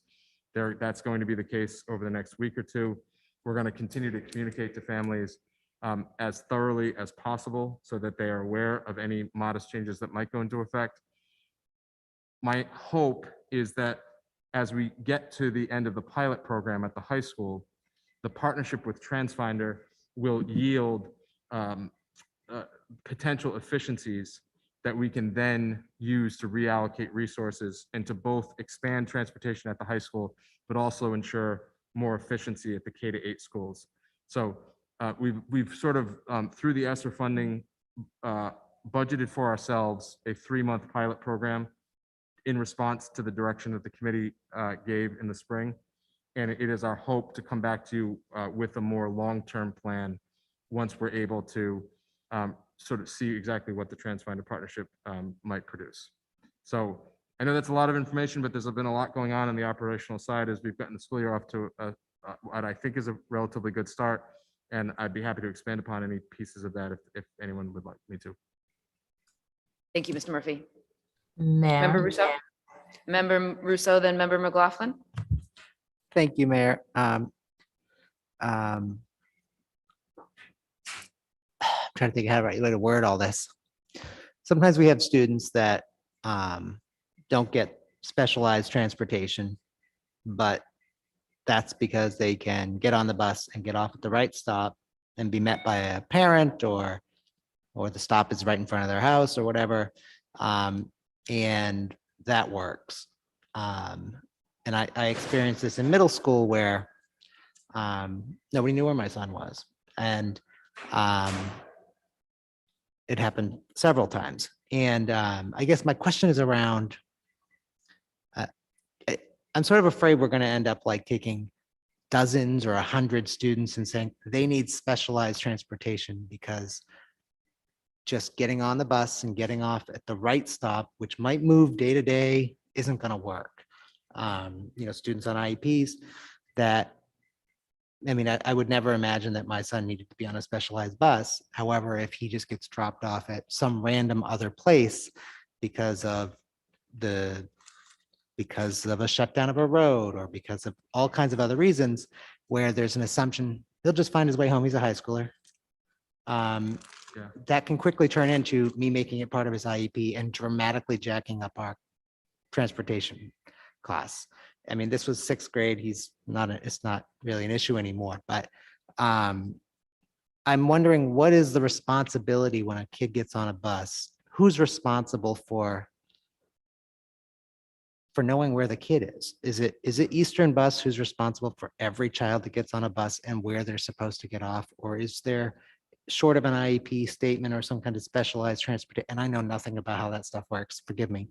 Are all students just, if it's regular transportation, you get on, you get off, not our issue? Sure. So I think the question is ultimately, who is responsible for making sure students get to where they're supposed to be? And what I would say to that is, number one, I don't think the district is ever in a place where we can say we're not responsible. That's on the vendor. We hired the vendor. We are responsible. And I want to start by saying that the Medford Public Schools is responsible for making sure that students get to the bus stops that they are assigned to. And the one that, and they're assigned to the bus stop that, in the case that you raised, where they're familiar with, they know how they're going to get home. Like, it is not acceptable for a bus to drop a kid off within the boundaries of Medford and say, well, it's a pretty small community, they'll find their way. That's completely unacceptable. And when there are instances of that, it is the responsibility of the district to take that issue up with the vendor. And there are isolated incidents where those things happen, and we address that. I think that the vendor, practically speaking, obviously they have custody of that student during that period of time. And it's part of the partnership with the district is they have to perform, and perform means get the student there safely. So one of the things that we tried to do, and I talked about trying to sort of systematize some of the pieces of our operational approach, is we had sort of a school by school approach to signing up for a particular bus and identifying the bus stop that you plan to go to. And probably a little stricter for younger students and a little looser for the older students. And it's not that we want to create a system that is so strict that if a high school student is going to his or her friend's house after school, they can't get there. That's not gonna work, or a job or whatever. But we do, through the system that we've put in place, in which each family has been asked to identify the specific route, and then we intend to match that data with the data that we extract through TransFinder. It is our hope to know at all times exactly where a student is supposed to be, and so that if there comes an issue, at a minimum, we can identify where they went off track. So I think that, and I don't mean to respond in each, I feel like I've said we have to handle it on a case-by-case basis a lot tonight, but in this situation, I think our responsibility is to create a system that reliably gets students to and from school safely and efficiently. And if there are specific issues that come up, like a student being dropped off at the wrong stop, we need to address that with the vendor. That's not, I mean, if sometime a bus, you end up at one corner versus another, that's going to happen on occasion. But generally speaking, the buses have to follow the routes that the district has sanctioned, and they have to get the kids to the stops that they're signed up for. Thank you. I would just add one little additional comment on that, or question on this. I know that there was a case where the student was brought back to the middle school. I don't know if it was today or whatever the day was. And we have in previous years, we've done the wait till 8th to get kids to not have cell phones in kindergarten. Wait till 8 means there's lots of middle schoolers that don't have cell phones, or, well, ideally. By the time a kid is brought back to the school, if they don't have a phone, do we always have staffing, like, for at least an hour or two after school ends? Yes. Okay, I just wasn't 100% sure. Thank you. Okay, Member McLaughlin is next. Thank you. I have a couple of questions. Thank you, Mr. Murphy. How many students beyond the 2 mile or 2 miles plus are getting MBTA passes? Do you have a number on that yet? That actually received the passes? Yes. Is that Ms. McLaughlin? I believe 152 were Oh, good. disseminated without charge. Excellent, thank you. And then I just wanted to know, because I know that we personally have had some issues with transportation just at the startup of the year. And there's a couple of things that we discovered, that I discovered that were sort of surprising to me. And I want to make sure that my colleagues and the community understand is that there's no central dispatch for transportation within the district. So right now, if I understand correctly, for the Eastern bus, the newly hired family and community engagement coordinator is managing the transportation from that standpoint. And for students with disabilities receiving specialized services, one of the special education secretaries are managing dispatch and transportation. Is that accurate? Sort of, and I can expand upon that a little bit. I just want to correct my previous answer. I said 152, but I wasn't counting the last day that we were, the last day to date that we were passing them out. So it's actually 230 Oh, good. thereabouts were, and now I'm just messing up my math, 260 approximately. That'll be my final answer for tonight on the total number of passes. If I get Okay. another number, I'll give it to myself, I'll take but it. Thank you. 295 passes. 295 total passes, 260 free. Looks like 35 were people that were within 2 miles but still wanted a MBTA pass. Thank you. The question as with regard to the dispatch, I think that Ms. Bowen can speak to the special education transportation and how and that's managed, but generally speaking, her office is responsible for that, and it tries to be as responsive as possible to families and works closely with the various vendors that support our specialized transportation system. With respect to the Eastern Bus, our primary vendor, it is true that the dispatcher is a Eastern Bus Company employee, and up until July, there really wasn't a transportation liaison with that specific portfolio. That was something that the superintendent and I spoke about very early in the year last year as something that from a structural organizational perspective, we really needed to address because myself as assistant superintendent functioning as a de facto transportation liaison, I think is inefficient. And had we been operating at 100% capacity with regard to ridership last year, I probably would have urged that we do something about it sooner. So going into this year, part of the reorganization and creation of the engagement office was to essentially divide those responsibilities up between Ms. Fiddler-Carey and myself, which is essentially what we've done. And so Ms. Fiddler-Carey is working closely with principals. And in most schools, I think the actual de facto transportation liaison becomes the assistant principal. I don't think that's necessarily a strategy or a structure that we ever sort of intentionally put in place. But it's something that, as is the case in school systems, it falls to building level administrators when there's no other sort of structure established for it. And so what that means is your building level administrators are not doing something else that they should be charged with doing. And so I think we've made progress with incorporating that into Ms. Fiddler-Carey's portfolio. And I think it will always be there to the extent that the work is about addressing family concerns and working with the external partner of Eastern Bus Company. There's another body of work related to the TransFinder investment in terms of making sure that the actual routes themselves are organized and plotted in a way that maximizes efficiency, that I think we may have to look at a potential personnel investment, at least in the short term, to get us to a place where there's a system that Ms. Fiddler-Carey can actually administer.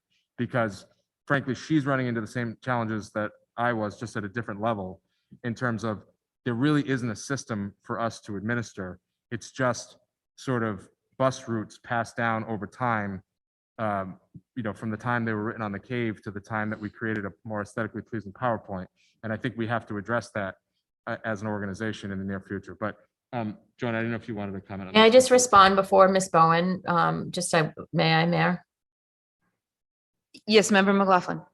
Thank you. Thank you, Mr. Murphy. And I just would respectfully ask my colleagues again through the chair that we recall this information when it comes budget time, because it is, in my opinion, and from what I've seen talking with families, and especially if your child is, not available for an hour or two and you're not really sure where they are, and the angst and all the other things that can cause, this can be a full-time job for one person, never mind, a family and community engagement coordinator newly hired to really engage families around a number of issues. So I think that's really important for us all to consider. And then I would just also, before Ms. Bowen responds, I just also want to mention that, that my concern around silos as well, Mr. Murphy, and I know you and I have had this conversation before, and you've been very gracious in this conversation, but I do want to make sure that we're, that it's not always sort of when there's a special education question and no reflection on you, but that it's deferred to, to Ms. Bowen, because I again, want to just remind folks, and I know that it can sound like a beating a drum, but all of our students are general education students. Some of them are receiving special education services. And I really think we need to be thinking about how we're breaking down these silos so that we're not having different segments. And that said, Ms. Bowen, before you speak as well, we also have this out of district element. And so in my instance, I have a child who happens to be out of district. On our recent holiday that we had revised our calendar, Medford didn't have school on this particular day. My child is not a district placement. They did have school. There's confusion around transportation. The transportation didn't show up because they were confused that Medford didn't have school, what have you. And in that instance, there's actually no one to call because, Medford's not in school.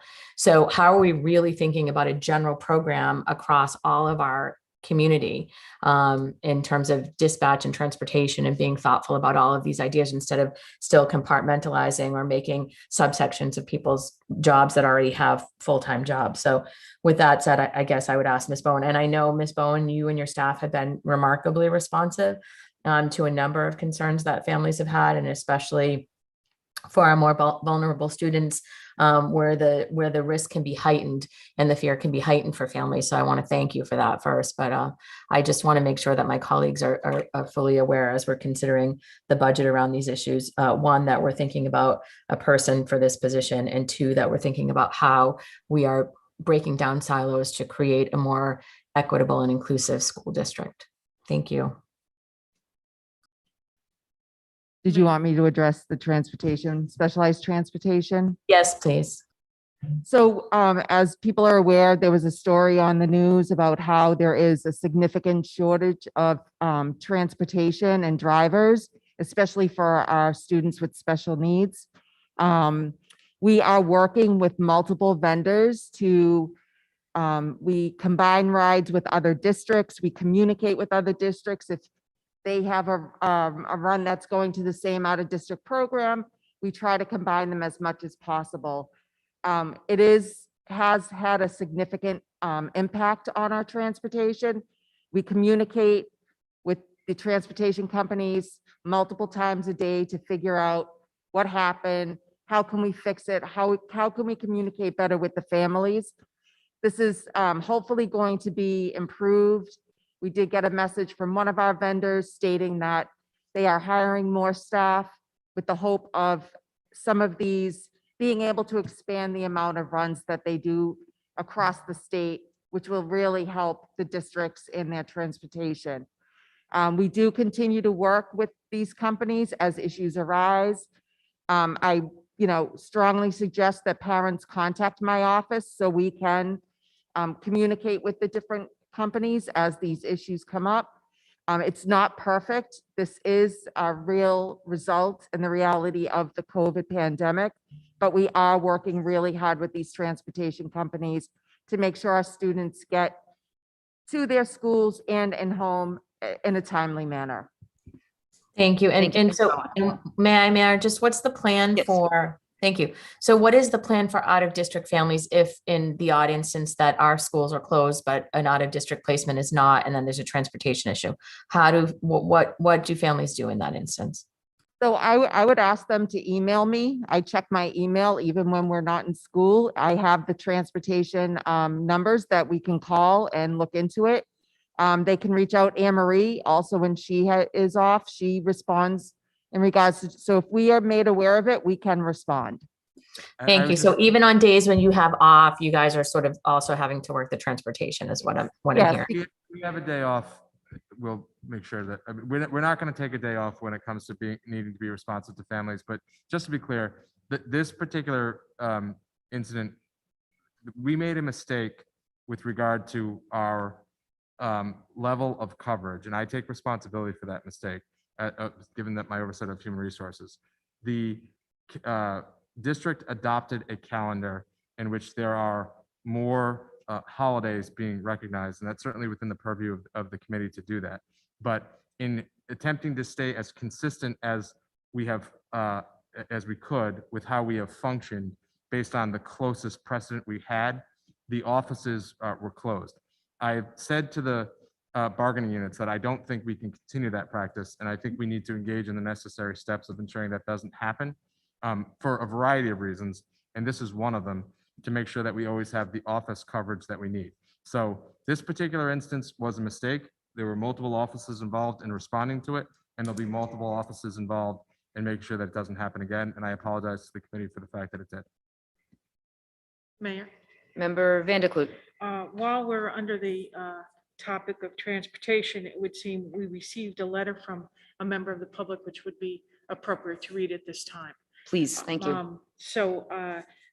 Community member Ellery Klein wrote us to the school committee account regarding bicycle racks.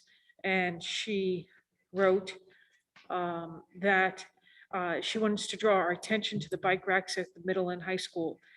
She included some photos of the bike racks, which she says the racks are outdated models and unusable and difficult to use. In addition, they represent a very small percentage of available space dedicated to students' alternative non-fossil fuel dependent transportation options.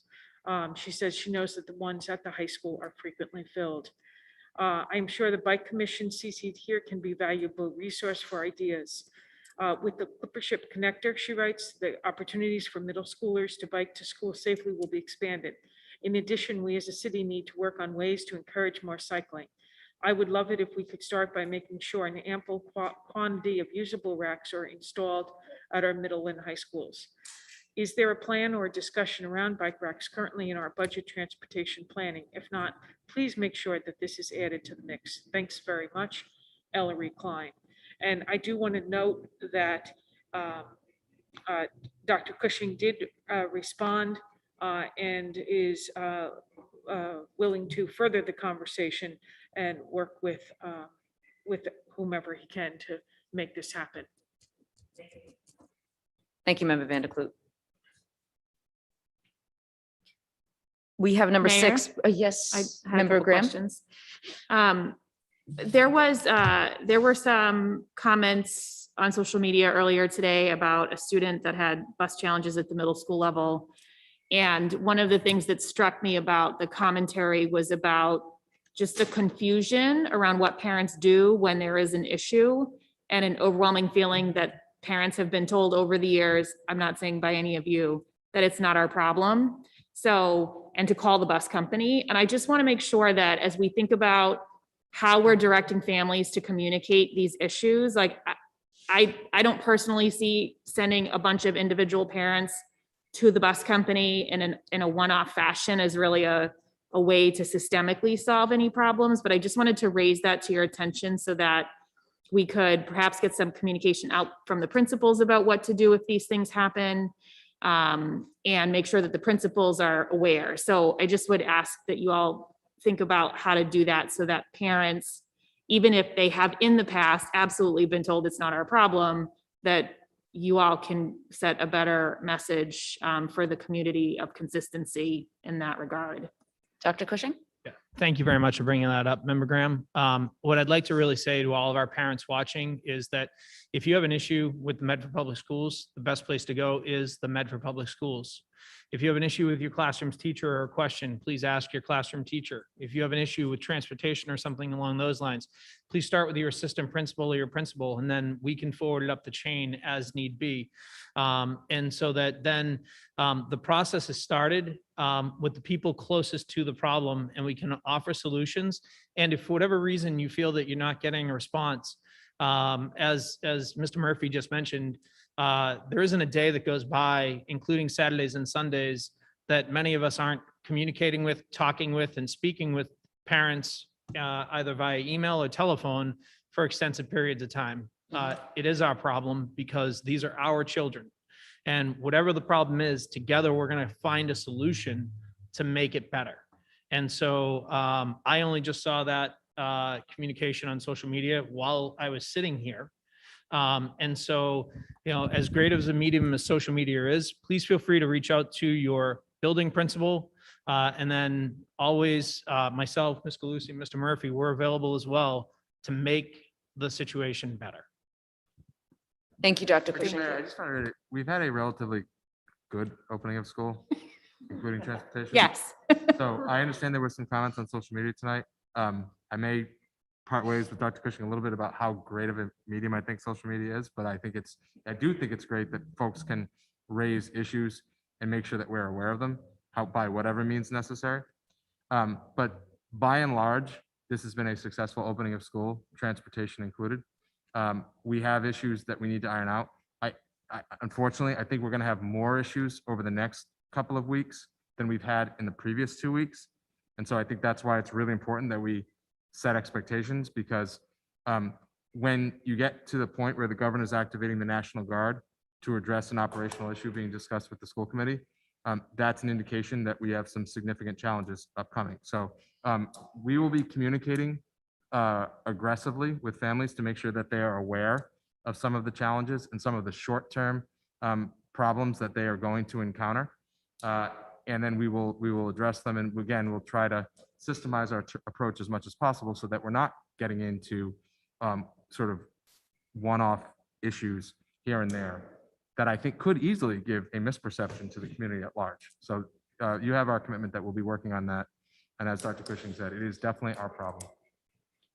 Thank you. And I do want to say, I don't want any of the comments that we've been making about transportation to be construed as that. Certainly, I don't think it has been a rocky transition to school. I was actually so surprised when I did the tour last week with you, how much of a very normal school day building I entered into ×3.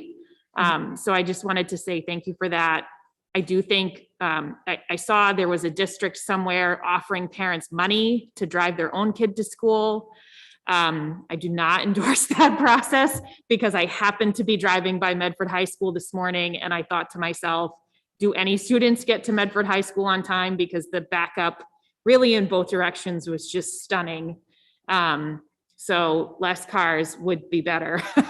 And to that end, the other thing I was hoping that we could think about as we talk and work with TransFinder is whether what the impact would be of changing that 2-mile radius to 1.5 miles or 1 mile, what that would do for us as a community, what it would cost, what that impact is. I had a discussion with some parents who, in my mind, I live near the high school. In my mind, they're way more than 2 miles away from me because it would take me 20 minutes to get to their house. And in fact, they're not.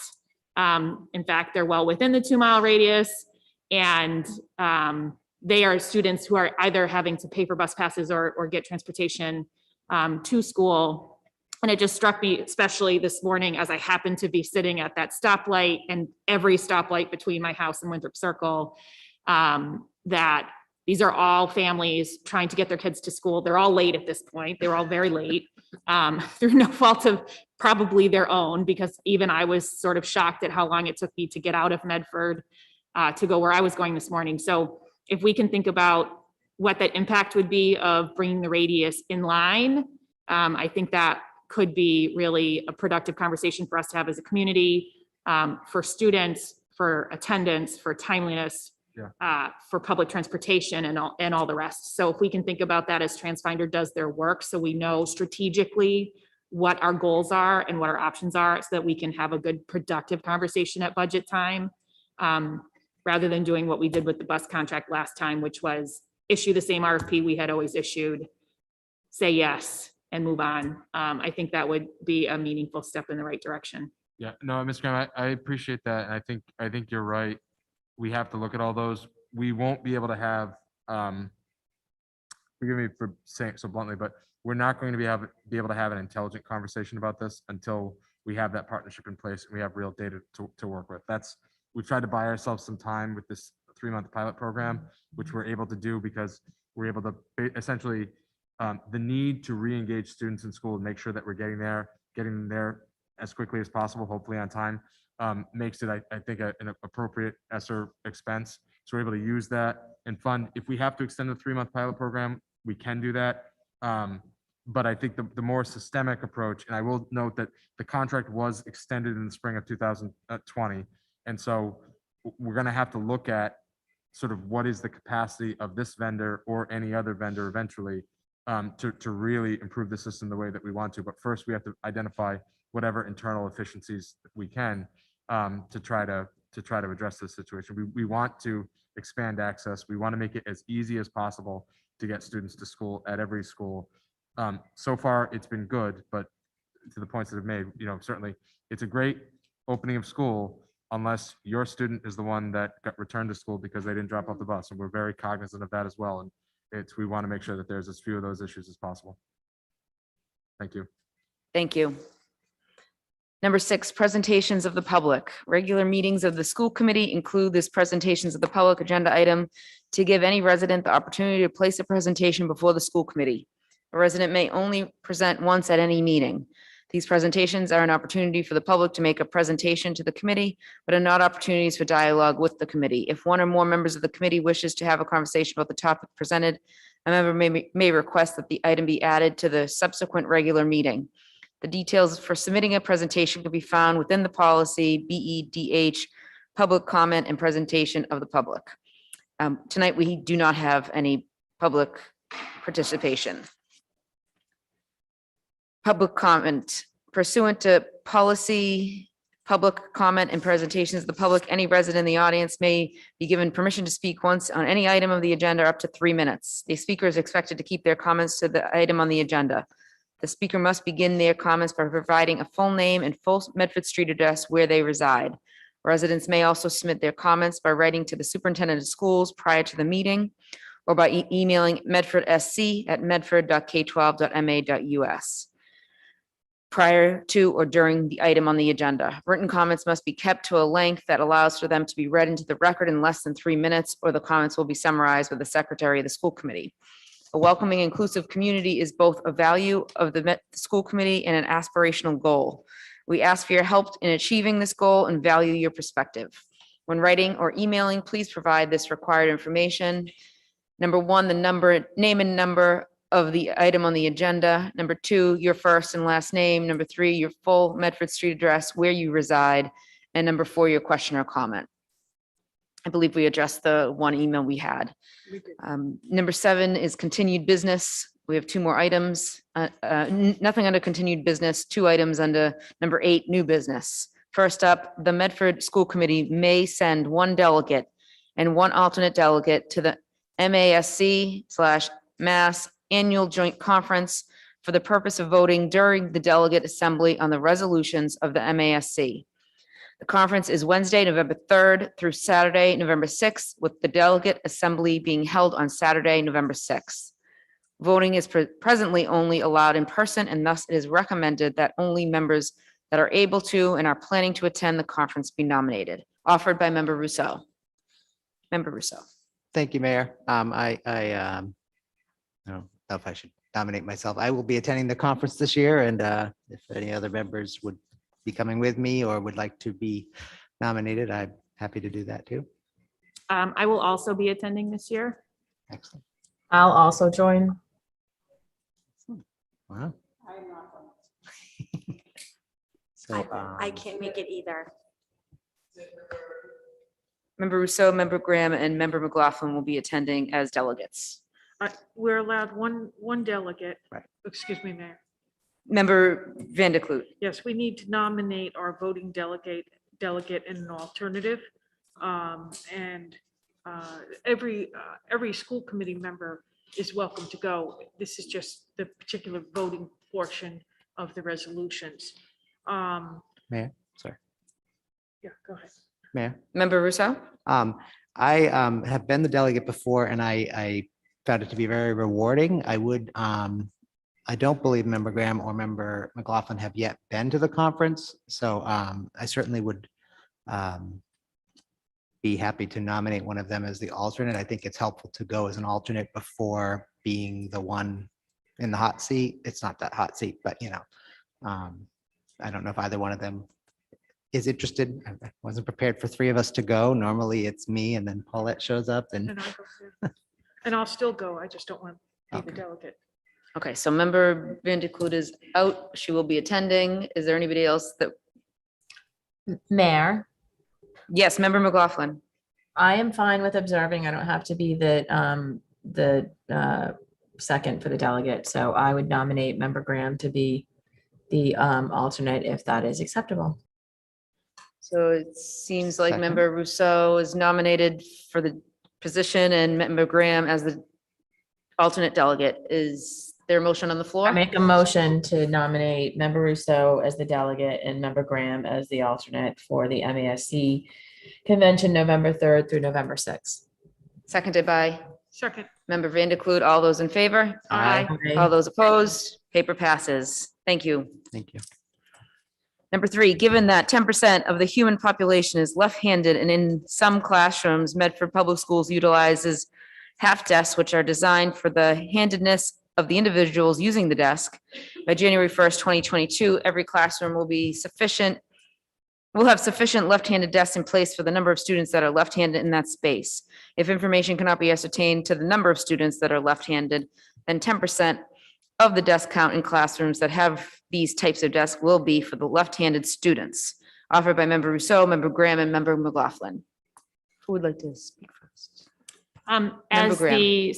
as a Southpaw myself, when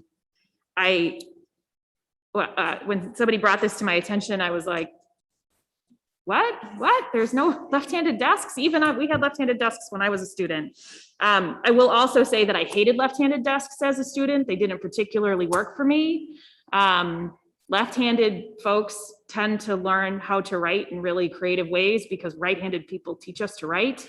So left-handed desks are great if you write with a hook in your hand. If you don't write with a hook in your hand, you end up like this and your elbow is sort of wiggling all around. So what I would say is if we're going to purchase desks to meet this mandate, please can we purchase desks that don't require a handedness, because those desks also don't work for everybody. I assume that right-handed desks also don't work for all right-handed people. I just know that as a lefty my whole life, I always struggled with the resources provided to me in school. So thank you. Mayor. Member Kretz and then Member Van de Kloot.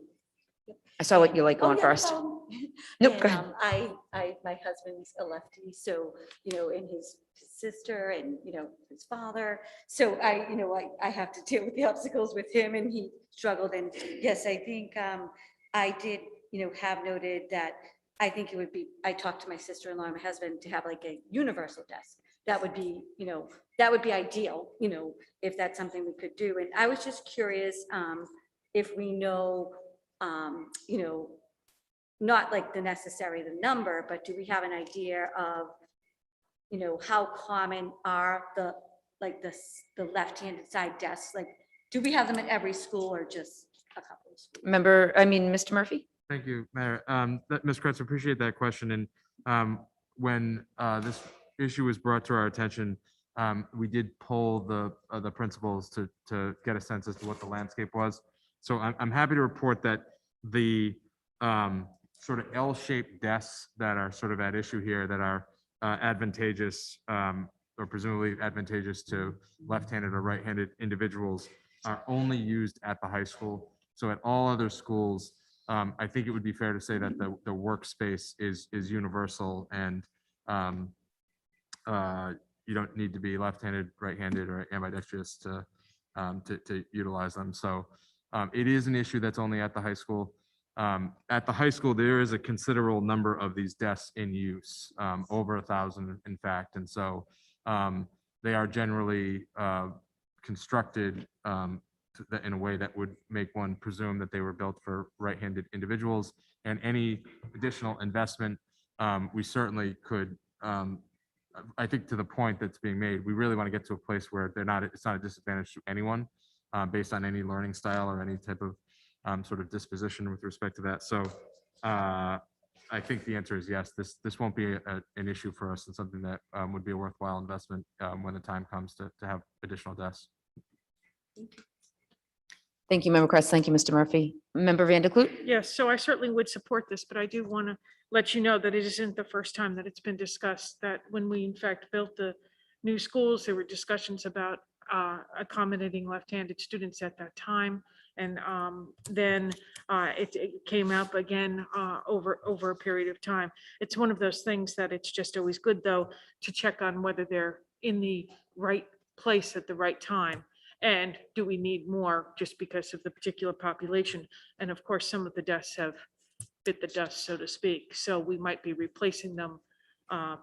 We might have, I don't know, with right-handed desks rather than left-handed. So I support the resolution. I think that it's appropriate for us, though, since there is an expenditure potentially for us to get a report back so that we understand what we're asking for in terms of if we have an additional purchase. And if I may, just from the chair as well, maybe one of you could amend this to potentially have a plan presented to us so that we are efficient with our finances and we try to accommodate all children, whether you're left-handed or right-handed. I think there should be a plan sometime in the summer where you would know where the left-handed students will be placed in each classroom, and we make accommodations depending on what desk works for them, rather than just requiring 10% in each classroom. So just a thought I want to throw out there. Mr. Murphy. Sure, Mayor, I think that makes sense. And I think with any type of action like this, we would be inclined to make sure the committee is informed as to sort of how we have put the motion into action and what the investment is likely to yield. In this instance, my reading of the motion is that the district would be required to purchase 10%, a number consistent with 10% of the student population, unless we were able to ensure that any student who wanted a different type of desk had one. I don't think this is going to be too difficult for us to comply with. And so what I would say is we'll read the motion to include the plan that the mayor is suggesting. We'll come back to you with an update as to what investment we're going to make. I don't think it's going to be a hugely substantial one, but I do think that we will be able to make sure that there is no student who would like a left-handed desk or a universal desk who is currently using a right one. As I think it was mentioned earlier, by perhaps Ms. Graham, there are students who are left-handed that actually might prefer the desks that we have. And the only sort of logistical challenge is that the nature of the high school, the only school for which this is applicable, students are moving around all day to different rooms. So there's definitely a logistical angle that we have to look into, but I'm comfortable that we'll both be able to report back to the committee and address this issue that's been raised in the next several months. And if for some reason we're not, we'll come back and we'll notify you. Thank you. Mayor? Member Rousseau? Thank you. Yeah, I mean, when somebody has missed all of ninth grade at home and the first experience at Medford High is they go to every classroom and they can't write. I don't know, that seems pretty devastating to me. Welcome to finally getting to your high school and you can't use the desks in every classroom you go to. I mean, I just think we wouldn't put up with that for a whole host of other things. I'm not left-handed, so I don't know the experience. But I mean, I don't know that being left-handed has ever been considered a disability, but I certainly think if we just, said to somebody in a wheelchair, well, you know what, you'll have to make do with that classroom, even if it's not accessible to you. We would all find that to be highly offensive. I think asking at the beginning of every semester, having the teachers, everybody's left-handed, raise your hand so I can then get the right desks in here. That also just seems a little, I don't know that lefties anymore are ashamed of being lefties. I don't think that's a thing. I don't think, as far as I know, I don't think that, I think it's important to distinguish this is not a disability. Right. Because it doesn't mean we don't have responsibilities to it, but there's no, it is just there's a difference in terms of obligation and perception and risk and everything like that. But I think that the point that Mr. Rousseau makes is that we know students are coming into a school environment, some of whom for the first time in a long time, some of whom are coming in for a new school, okay? And all are coming in under like circumstances that none of us went to school in. And I think what's important is that at the building level, the staff and administrators who are closest to the students are communicating with students and listening to them to get a sense as to who needs any type of accommodation, any type of support, any type of service. And I think we can definitely communicate to our teachers and to our administrators that to be mindful of how left-handedness or any other characterization may be having an impact on a student's ability to access their programming, and then we can respond. I'd be hesitant to sort of broadcast that we want to like get new desks, because I suspect there will be some students who, whether they're right-handed or left-handed, might just like some new desks. And I'm not sure we're going to have the most actionable data with regard to what type of infrastructure we get. But I do think that handling this at a building level, class level, even a student by student level, we can make sure that this is not a barrier to anyone's education, because to Mr. Russo's point, we already have enough barriers. We really don't need any more. And I think it's important that we prioritize this type of access issue, which is really what we're talking about, and make sure that we're eliminating barriers, not perpetuating them. So we will definitely have this conversation with our building level administrators and make sure that this is something they're being cognizant of. Thank you.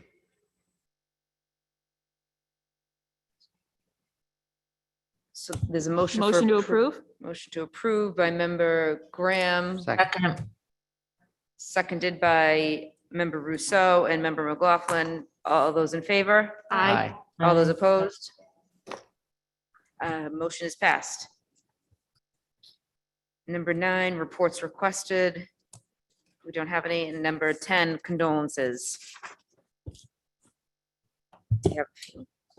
The Medford School Committee extends its deepest sympathies to the family of Paul T. Kavanaugh Jr. His wife Diane was a Brooks Elementary School kindergarten teacher, and their daughter Carrie serves as an anchor for Fox 25 News. The Medford School Committee extends its deepest sympathies to the family of Raymond J. Buckland, a former Medford High School coach and a member of the Medford Mustang Hall of Fame. The Medford School Committee extends its deepest sympathies to the family of Ralph D. Zumphrey, father of MHS swim coach Mary Judge. The Medford School Committee extends its deepest sympathies to the family of attorney Robert J. Jordan, husband of former Brooks Elementary School teacher Louise Jordan. The Medford School Committee extends its deepest sympathies to the family of Tina Palladino, mother-in-law of City Council President Richard Carviello. Also, the Medford School Committee extends its deepest sympathies to the family of Warren Joseph Bud Yeager, husband of former Columbus Elementary School Principal Joan Yeager, and father of Mrs. Katie Champoli, coordinator of the MEEP program. The Medford School Committee extends its deepest sympathies to the family of attorney Robert Gilligan, who served as a member of the Building and Future Committee, as well as served as an advisor to the Mustang Mock Trial Court. The Medford School Committee extends its deepest sympathies to the family of Daniel J. Bates Jr., a former school department custodian and father of Mustang boys hockey coach John Bates. The Medford School Committee extends its deepest sympathies to the family of Peter Corbett, father-in-law of McGlynn Elementary School teacher and summer fun camp director Anthony Petrellis. The Medford School Committee extends its deepest sympathies to the family of Stella Santoro McParland, former secretary and lunch mother for both the Medford Public Schools and Shore Collaborative. And last, The Medford School Committee extends its deepest sympathies to the family of Margaret G. McGrath, a former teacher at the Brooks Elementary School. If we all may rise for a moment of silence.